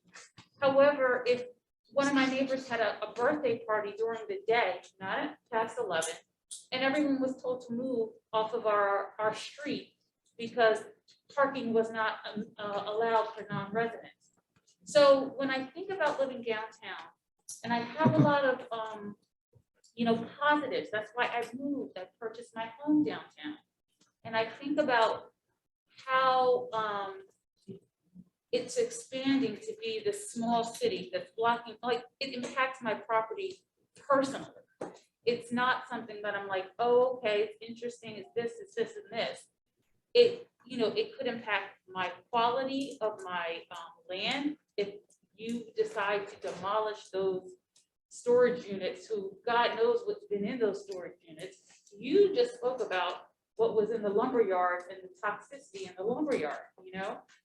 I look at other areas in Collingswood, Homestead Avenue, the gym that closed down. There's definitely areas right by the speed line that might be perfect for this property or this design that you're looking at. I know 20 years ago, they looked at what could be redeveloped in Collingswood for the wonderful plan that possibly made me move to Collingswood because I didn't grow up here. And they said West Knight and Madison Avenue in between this would be the perfect area. But I digress, because we're supposed to be in the historic district. We're supposed to have a feel, a small town community feel that I've heard time and time again, the actual residents keep saying, we want. I know you said from the storefront, it will only look like 2 stories, but from my backyard, you block my view. From my backyard, my safety, I'm wondering about, because nobody ever goes to those storage units in that place that you're talking about. But how many strangers would be on that alleyway that's going to be developed that lines up to my backyard? So I have concerns. I look at Homestead area, what was it, that gym, mixed martial arts gym. I actually walk to the Paco most days. I see those areas that would be perfect for this area. But I think the residents of West Madison, we have real issues with what you want to do. And again, if we're talking about taxes, we'd rather have homes there selling for $715,000 for my property value, without the issues that come with, you know, even if it's, you know, mixed income rentals. We have the heights, we have so many apartment structures in Collingswood that I hear that, you know, I don't know, public safety could be an issue. I mean, I just have real concerns regarding your project, my property, and my property value. I'd rather have the homes the mayor talks about that, you know, our homes are 100 years old, brought them for 62,000, sell them for 715. But your argument is not in my backyard. Yeah. Okay. It's gonna have to be in someone's backyard. Okay, no, we're not doing that. Okay, No, we're not, no, thank you, no, we're not doing that. We're gonna take everybody one at a time. Okay, are you good? I think I'm good. Okay. So I just want to say thank you, and look, your concerns, and they're not just yours, right? They're there are several people here, probably more than several people, are our concerns too. And so we do want to work through that, we need to sort of, test that out and see how things are. I will say, just in terms of the historical, I think I speak for all three of us, is we do not want a building that does not fit in existing. They're not gonna build a 100-year-old building, they're gonna build a new building, but the materials they use, design elements and stuff like that, it needs to fit in. We just did that with police fire, and we're very mindful of connecting to the community. We'll do that here too. I can tell you that, at least for me, that's definitely. Yes, and it'll happen, and it has happened. This, from what a lot of the neighborhoods saw at the one meeting we had, this is a lot different. There's a lot Thank different you. what that was. And security is something which they'll Yeah. have to answer to. A realtor in the house, I was yes. just gonna say, just to maybe to alleviate the young ladies, some of her fears about safety. We have an apartment complex right next door, and we have condos next door. When they were built, the crime increased because there were renters in there. I mean, if anybody has those No, numbers, it's not an that- issue. It's not an issue. I just wanna, if I, are you done? I'm sorry. right, because I was gonna say, like, there's always growing pains, when they were building, I remember when they were building the lumberyard. The We have lumberyard apartments was on a our street that we've had police come for domestic issues time and time again. The lumberyard was dilapidated, open fields, and that was a total mess, kind of like what you're buying now. So, I mean, I'd rather see something there as opposed to dilapidated. From a security standpoint, I would just say in the current lumberyard building, we have cameras all around. And if the borough has access to the cameras, as do we, just because of the shared common space. I would think that the arrangement would be the same here, not only to protect our residents, but those on West Nine and Madison. So let me jump aside. Anybody over here? I'm trying to go back and forth. Yes. Yeah, I just, it sounds to me like this is a done deal. Right. Yeah. Yeah, is it a done deal? What do you mean? I don't know what that means, is it a done deal? Because that's kind of what people said when we were, that's kind of what people said when we were at the first meeting.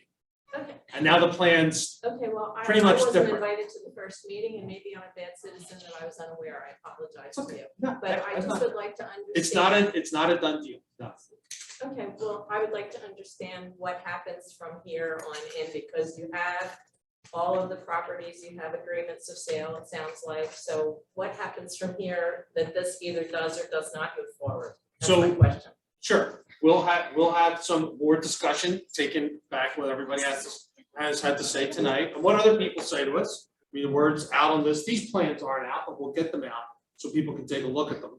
And we'll hear from them, we'll have more discussions with these guys and see if we can finalize a plan that works for us and for them. After we went the first go round where we, chopped a third of the units out, when we do that, we know there's real questions like it might not work. It might not make any sense for a developer to do that. So we had to wait to see for them to do their review, and then we'll go through it with them and advance the ball. There'll be some steps for us to adopt a plan. The borough would adopt a plan. They would, if that happens, then they would go in for their land use approvals to the planning board. Okay, so there'd be actions that the borough would have to take in the next 3 months or so. That would happen. Those would be the next steps. Okay? Okay. Thank you. Yes. Yeah, Jim. And so, I live on East Night Avenue, and I know turning off East Night to go downtown, with the fountain there and all, it can get pretty congested and they're trying to Halloween and so forth. So I'm a little concerned about the traffic. It sounds like the property has already been bought. They haven't under agreement. So the They way haven't the closed. development process works is we have the agreements under a sale, we have an agreement of sale. The agreement of sale is contingent on approvals. So No developer acquires a piece of property without approvals in place. So we're here to kind of talk to everybody and say, hey, this is our proposal. Does it make sense for the town? Does it make sense for the resident? If it does, we advance. We don't acquire the property until the approvals. So it's not a done deal in that you guys haven't bought the property and now something has to go up on it. It's all contingent on approval. Right. And the only other comment I want to make, Jim, would be that just looking at the planner, I think this would be pretty awesome if it was down where the Jastron used to be, down near the high speed line. I think it would work better down there versus moving it further into the residential area, just a. Okay, yeah, Thank you. people, we'll Yeah. take one off the computer. Is Rob. Who's muted. There we go. Can you hear me okay? We can. Hey, great. I wanted to add, I'm not really clear on how many exits the development is going to have, but I do want to point out that even at 133 units, this is double the density of the existing lumberyard. And I know you say you're going to do a traffic study after you're done with the building planning, but it seems to me like if the traffic study shows that it's going to totally foul things up, and believe me, you're entering at a point where traffic constricts near the fountain, that you would want to have that out of the way before you start planning a building with 133 units. But more importantly, I think that what's showing up is that this desire for high density is directly affecting the quality of life and at a cost to the residents on Madison. And I would ask you guys to consider lowering the density to make something more neighborly, or perhaps do the development as people have mentioned over near Homestead, because that is the logical place for a very dense development in this town. So thanks for hearing me out. Okay, thanks. And if we want to. Go ahead, clear the slate here. Yep. Sure. Brian? Brian out there in Zoom land? I am. Can you hear me? We Sure can. All right, great. Just wanted to start by saying thank you for allowing us to participate virtually like this. It was nice to not have to skip out on family dinner, but still get to tune in and see everything. So just wanted to reiterate some concerns that folks have expressed around affordability. I thought we came close to having a really great discussion around affordability and who's getting boxed out of our community during the election. Didn't quite get there, but I'm just wondering if there was any discussion as these plans were developed about at exactly what percentage of AMI we were considering affordable units, and whether or not there was any consideration about going beyond that kind of bare minimum 15%. So affordable units have to be low or moderate income. That's 30, 50, 60% AMI cannot exceed 60. Correct, sorry, area median income, AMI. So essentially we look at the income of the area. There's a band, people make between X and Y, and then those folks who fall in between, their rent is based on 30%. And Brian, if your question is, do we give thought to being more than 15% of, affordable, then what that does is increase the number of market rates, okay? You can have somebody, build 100 affordable units, but they need to make the money up to pay for that by doing more market units. So you don't, it's an accord, one goes with the other. So it's a balance, and our requirements under our law is 15%. And Brian, in case you missed it earlier, under this proposal right now, it'd be 20 units of affordable. Right, 15%. Right, Okay. 15%. I understood that part. Yeah, I guess I was just curious about just kind of seizing on the current opportunity where, there's more funding for affordable housing, subsidies, things like that, that I know complicate the deal, make the stack a little bit different, and maybe, change some of the viability for the developer. But just in terms of the impact on our community, the folks that, I know that we're not worried about filling the building. I guess I'm worried about who has the opportunity to fill that building and join our community. Thank you. Okay. Yes. I was wondering, the area near where Jack's grandma was mentioned, is there any reason why that particular area doesn't seem to be as appealing? Well, it's owned by somebody else. Okay. And they have plans to do that. But the other thing is we'll have different neighbors in here. They have plans to do that. How dare you do that? Shoot over on East. They back up the houses in the back. No, I was Just saying. Yeah. Okay? Thank They have you. houses in the back. Yeah. Yes. Yes, sir. Sorry. Was there today discussion about increasing the parking capacities in the downtown area by building a multi-level garage on Water Tower and along that strip? Yeah. Because that would alleviate, you can't get a parking spot, you can't go to the store. Well, so has there been any discussion about increasing public parking? So we're actually looking at a couple different rows of properties behind buildings, not our main parking lots, behind buildings that we could, on Haddon, that we could possibly purchase like kind of the back half of properties and make like public parking. Okay, because we have a lot of stores that in the perfect world should be sharing that parking, but they keep their parking and they're open during the day. And we have great demand at night and it's not available. So we're looking at that. Development around, I got a few different people kicking tires and looking at the area kind of back where the water towers, where the police station is, about building all different ideas of developments, nothing in any way close to, a proposal that somebody's thought through.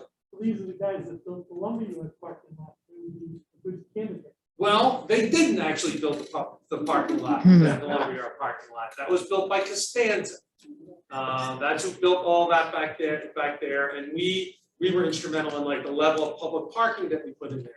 So yeah, the concept for back at the water tower could be not only public parking structure, probably wouldn't be just a structure, would probably, because it costs a ton of money to just build a parking garage, but would probably include residential, some kind of housing or something with it, and that helps pay for and subsidize that cost. Okay, but that's people kicking tires. And I will say one thing, and look, I drove far to get here, stuff like that. But one of the reasons we did a pedestrian and bike master plan and have sort of long-term goals is because we'd love to make it even better for you to get out of your car, to walk, to bike, and to move around town. We'd love to sort of lessen the reliance on cars, especially for people that live all within, quarter mile, half mile from places. Obviously, that's not for everyone. I drive too, but love to be able to do that as well. So thank you. Is your hand right there, Devin? Yeah, go ahead. Well, it's probably one of the people that walked here from West Madison this evening. Very interesting pedestrian aspect here. I know right now, TVRPC's, their walk portal lists about 21 unmarked crossings on Haddon Avenue for pedestrians. So these are crossings that exist but don't exist. I'm just curious if we have any plans at the borough to paint those crossings anytime soon. So in the master Did we paint the plan- one at your street yet? You want me to, we're What's gonna say that? the same thing. You want to Yeah, say, go ahead. Kevin, we didn't paint Madison yet. Okay, and hold on, hang on, I'll let you talk, hold on. Trash, Yes. okay? We're getting to it, I promise. Okay, Sandy. DVRPC has actually asked us to look at that GIS study that they put together for crosswalks because they know that it's not complete. Can people hear me? They Now know I that it's can. not complete, so they have missed some, but then the other part is we are working with Cross County Connection and DVRPC and Kevin's shop with Public Works on painting the crosswalks that have been identified as high areas. And then Rob has walked with me all along Haddon, and we've applied for grant money for some additional bump outs and crosswalks all along Haddon, from Woodlawn all the way down to Pop. Sandy Kelly is our, is a consultant to the borough, has been running our green team, a lot of different projects. We're also chasing DOT funds to do curb cuts as well. It's a long and slow process, as I'm sure you know, but when those opportunities arise, everybody wants their curb cut done. But when we have the opportunity, we identify those and chase state and federal money for those. Absolutely. And I'll tell you that the Safe Street to School program just won an award, right? We did. Our bump outs and everything we did just won a statewide award for what, some engineering or Yeah, something? and one of the ones we're chasing is a second safe routes. That would be those applications open next year, yada, yada, but we're gonna try to do it again.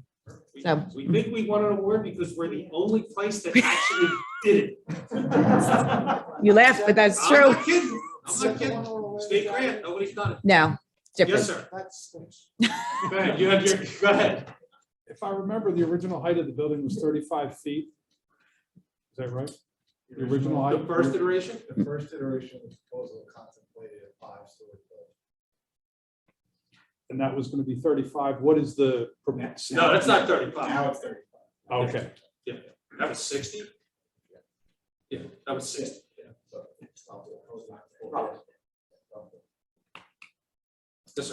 So to tail on traffic and safety again, so there's 130 units, correct, that we're looking at here? 130. And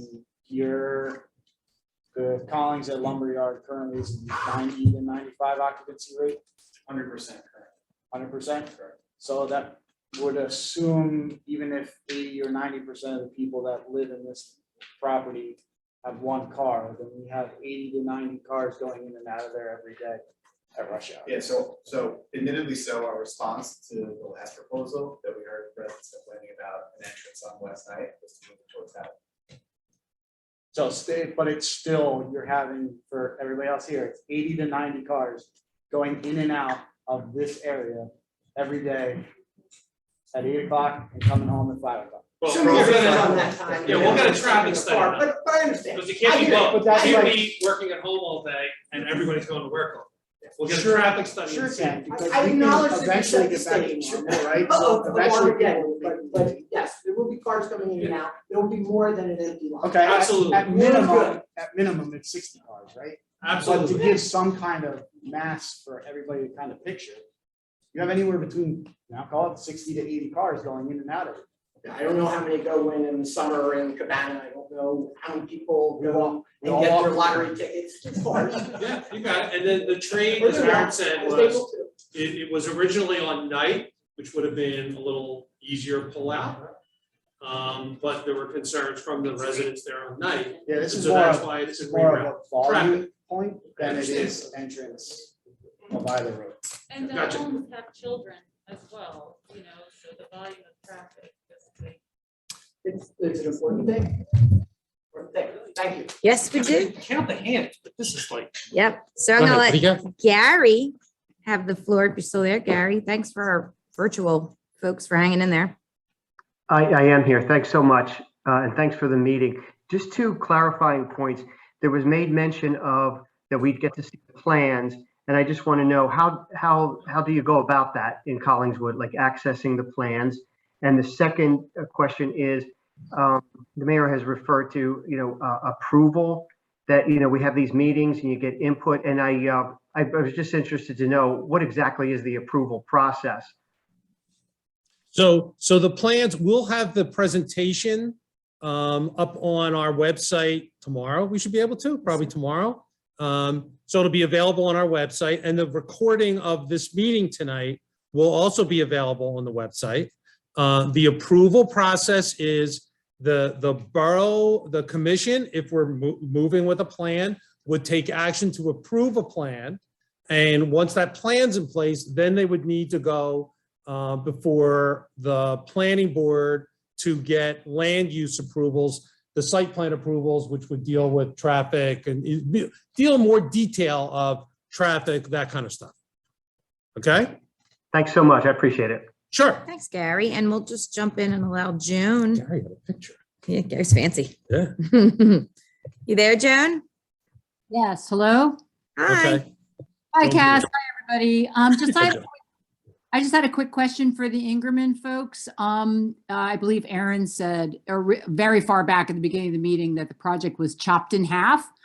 And my question was that a direct response from the first meeting with the neighbors in August, or were there other factors? And if so, can you describe some of those? I couldn't hear. So this is Joan Bueller from the Retrospect. You said at the beginning that the building was basically cut in half.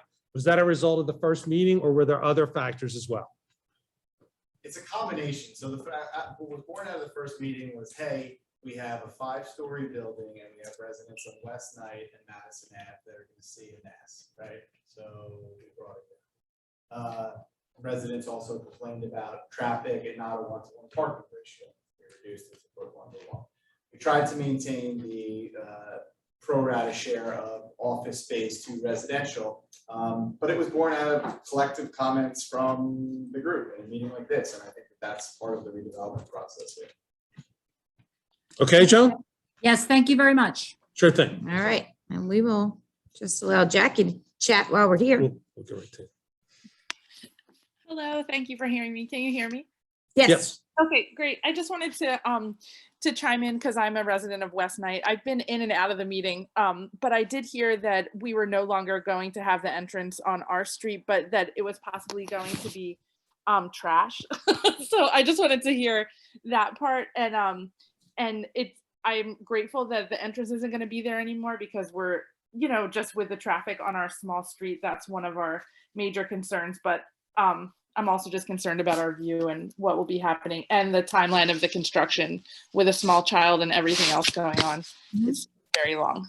So you want to talk about the trash, how that works there? Sure. So the building is a mid-rise building, so there'll be a trash chute. So each floor has a trash room. They go to, they drop the trash in the chute. There'll be 2 chutes, one for recycling, one for trash.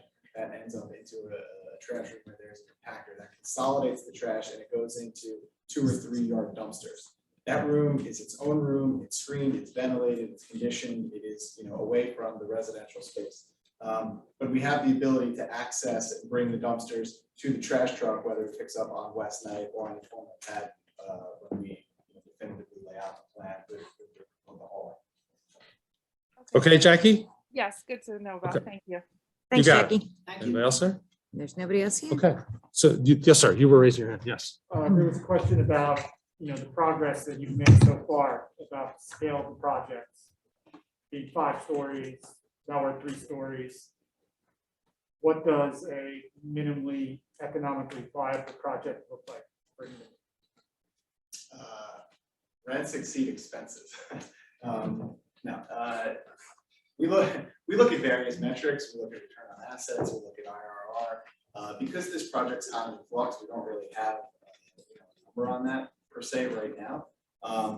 Admittedly so, and just to clarify, I said chopped in half. It wasn't exactly chopped in half. It went from 184 units to 133 units. So we lost 57 units. You know, we had to go back to the ground owners, start discussions with them. We're talking about underground parking now, which is expensive. You know, we have excavation, we have underpinning, concrete, steel, rebar. So, you know, depending on how this meeting shakes out, there's still discussions that have to be had about, you know, what we're going to define as financially viable. Okay. Yes. Thank you. Do you still own the apartments that you initially built?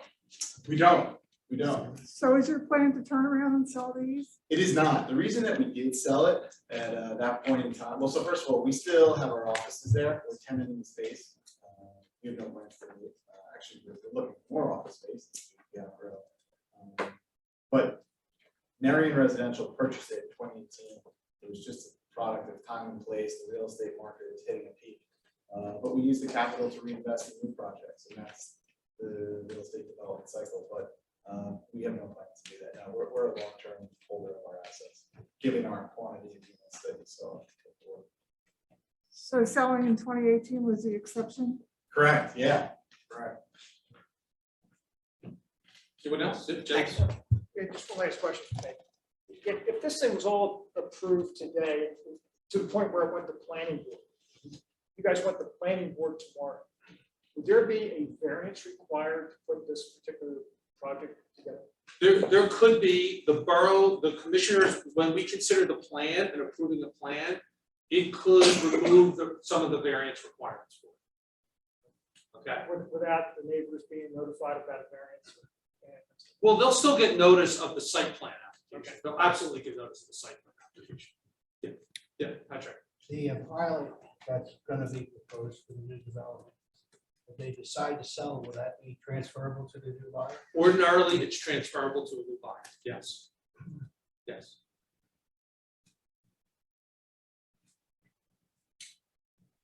Okay. We ran out of that. There's other things we can talk about. Right, we can talk about other stuff too.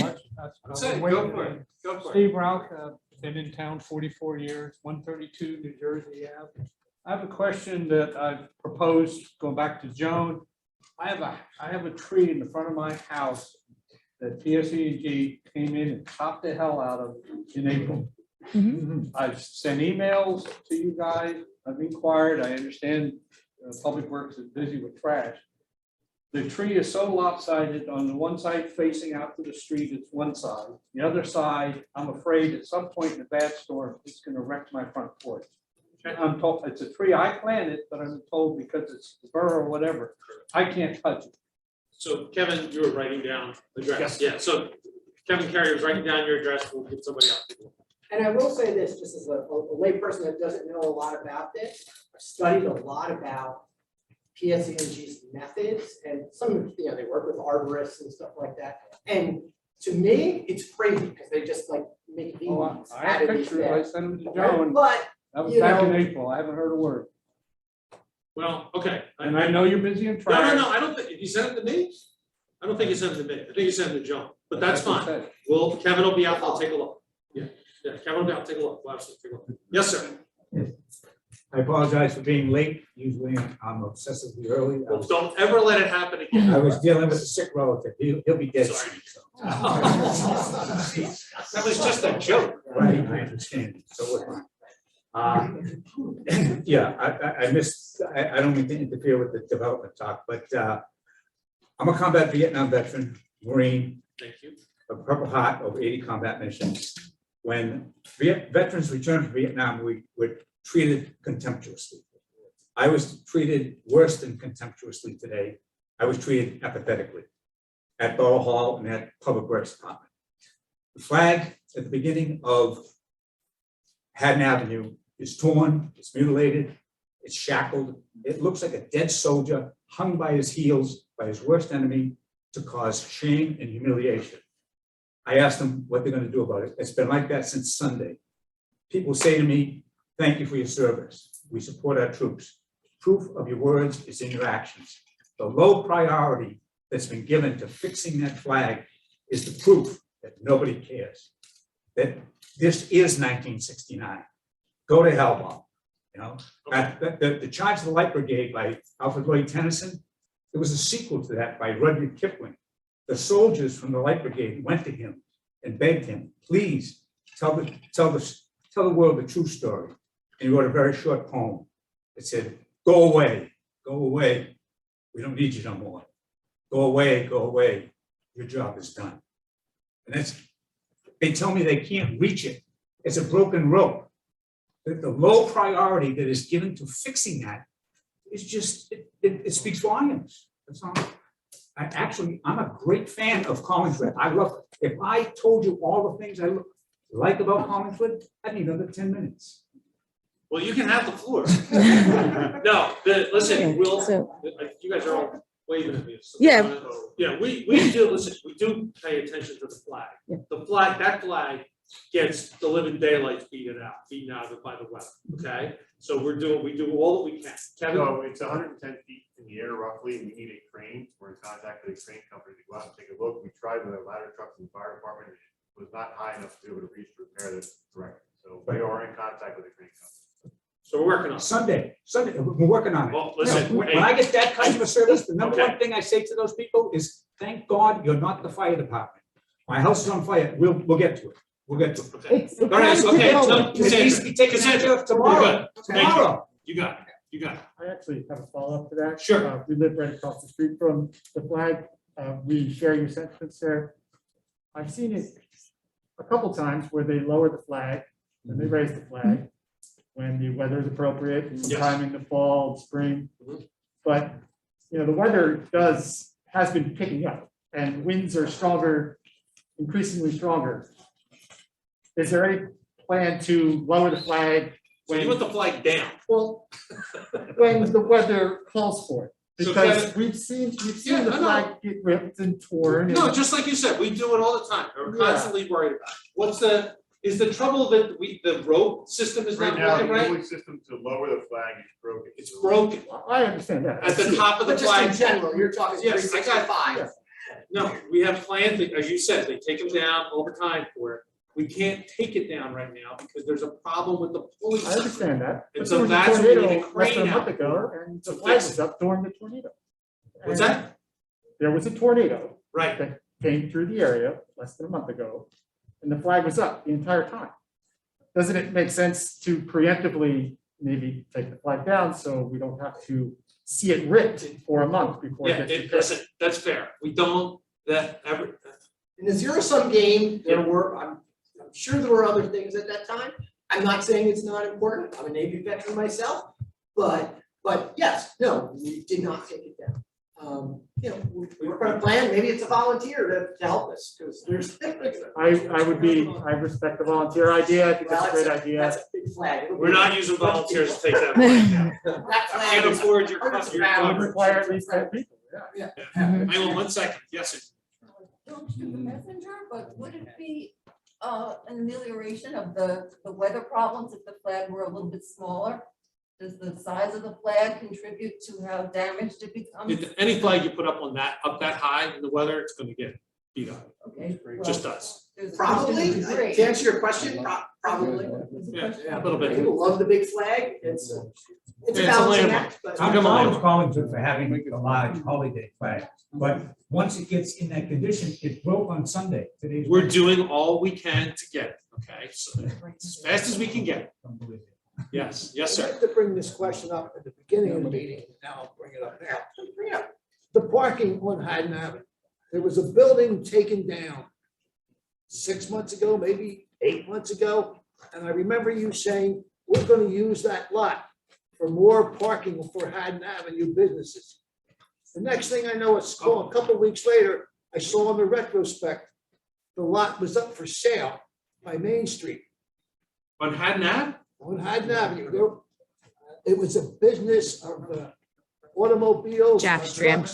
Oh, Japstream. Japstram. That's the Japstream we talked about. Right. Right. You So, talked about putting parking there. no, I never talked about putting Yeah, public I parking. think the police station, when we raise that, Right. for a while until we figure something out, that'll be surface parking. Yeah, but that's not Haddon Ave. You're talking about Japstream. No, I'm talking about Haddon Avenue. So someone else owns that. A private person owns it. They have been really, because of pandemic issues and all the rest of their life, they have been delayed in moving on developing that site. We haven't seen any plans at all, but they have spoken with us that they would like to do some kind of a first floor commercial residential as part of that So we development. lost out on the building, you were gonna get it. No, just never, ever gonna All buy. right, okay. Never. All right. I buy a bunch of them, but never ever was that one of them. Part of what they're going through right now is it's got a lot of environmental issues. I take that. Yeah, a whole bunch. We didn't want to. We've got one more. Okay. Anne? Oh, hi. Can you hear me? We can hear a lot of There's you. a little bit of an echo, Ann. Okay, great. This should be easy. Can we get solar installed over the Collingswood Patco parking lot?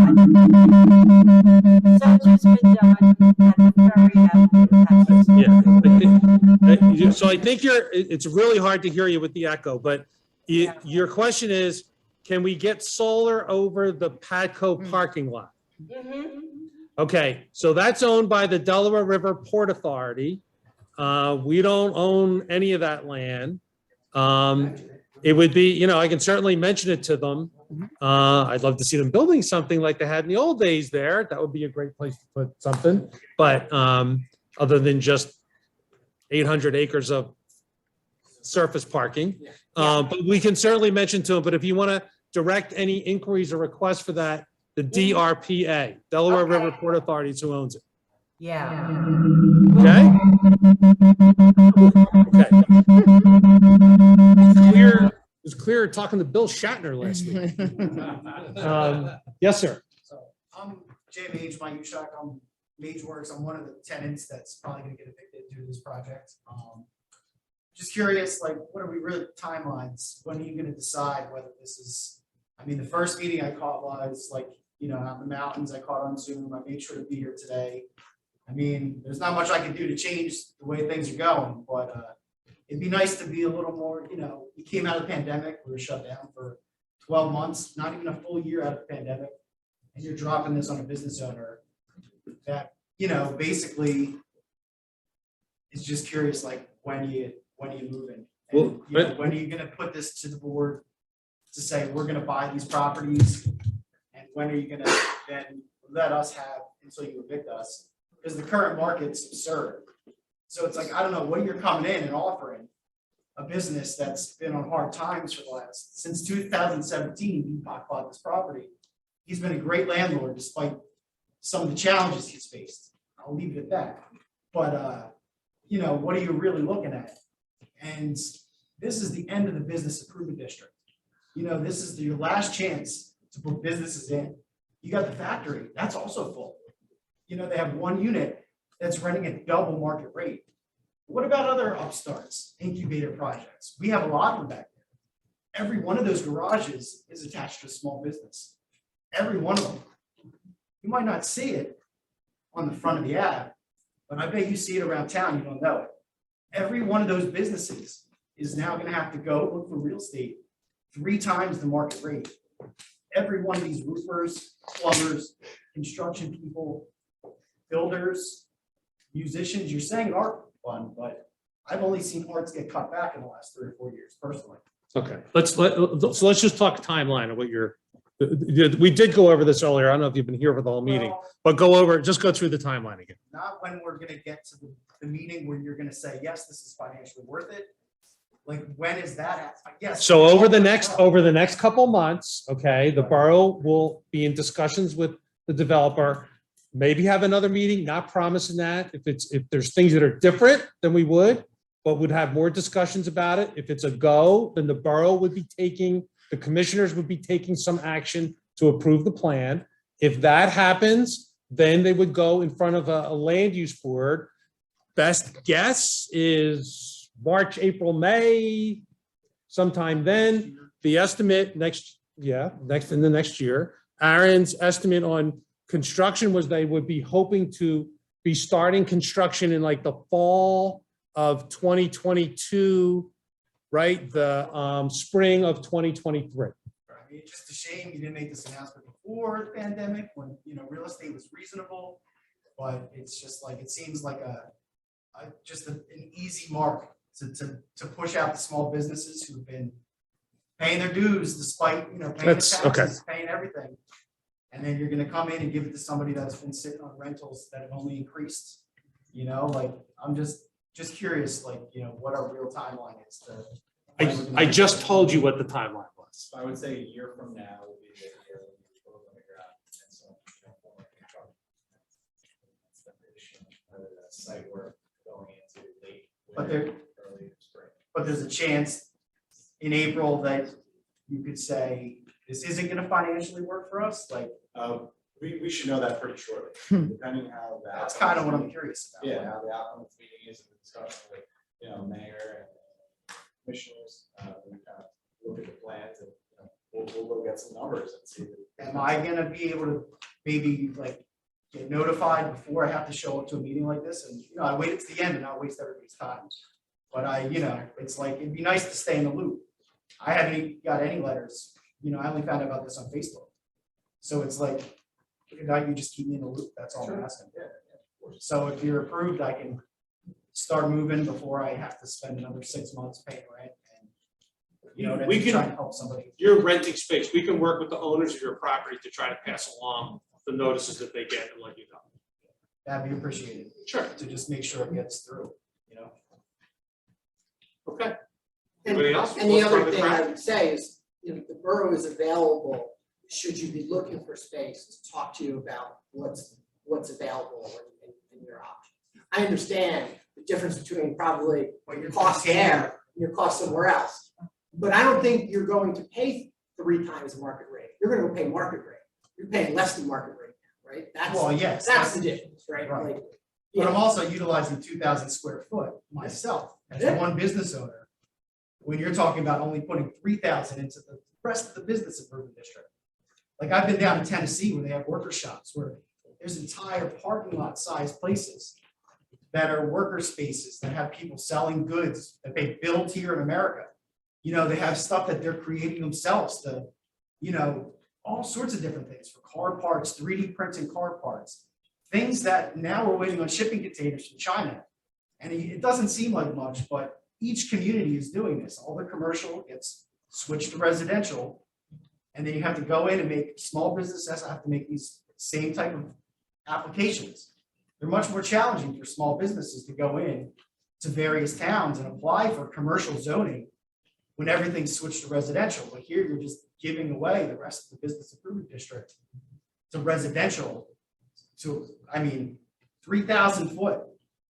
How big is the average one bedroom apartment there? Like, how many square foot is this one condo unit? The smallest one, how big is the square foot? One bedroom apartments on average between 800 and 850 square feet. Okay, so it's like significant residential compared to the business. That's all. I mean, it just, It is, yeah, for sure. it seems like there's a lot of residential area. And I mean, yeah, 130, that's where all the catalytic converters get stolen. So I have a business that involves bringing equipment here to the parks everywhere. You think I want to go put my van out there? Even my repair guy has catalytic converters still out, and apparently nothing can get done about that. So it's like, it's not really reality to be out there if you're trying to run a business that isn't slinging cars or dope. You know what I mean? It's like, if you want to have real businesses that contribute to society and the communities, they need a place. And if you're going to take that place away, there's no way they're getting in anywhere else. Because you need land use attorneys, architects, site plans, just to say that you want to store equipment in a residential area for your business. So, I mean, that's all I have to say is like, it could be a cooler use for more businesses as opposed to just a residential push in the wrong place. Thank you. Thanks. Anybody else? On a completely You different said it was your last question. Other development. But as far as other development, is anything happening with the old Sun Bank? The what? Sun Bank. It's for sale. Right, so That's it. There's been a couple different proposals in there, a couple different people, and nothing's clear. Yes, sir. My last thing on parking, when you're knocking down the old police station? Are you I'm gonna go over and just lean on it Lean one on it. day. Yeah. It's just gonna fall.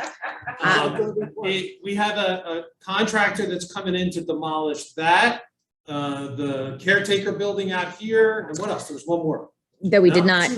not contract. Just those two, Yep. just those two. So when's, we have a schedule? We believe that PSE&G has finished their disconnects and it should be within the coming weeks or months, hopefully by the end of the year. So why the farmer's market is still running? No, hopefully, well, maybe not, but we did consider that. I mean, we thought it could have been in the summer and we made plans to work around that if that's the case. That thing will be down in 48 hours. They knock down buildings, so they'll be quick about it. We can all go over one day together and just push it over. Mhm. that right now. Yeah. Yes, we could. What else? Anything else? Okay, thank you all for coming out. Thanks for your comments, your questions, greatly appreciate it. Have a good night. I can't remember.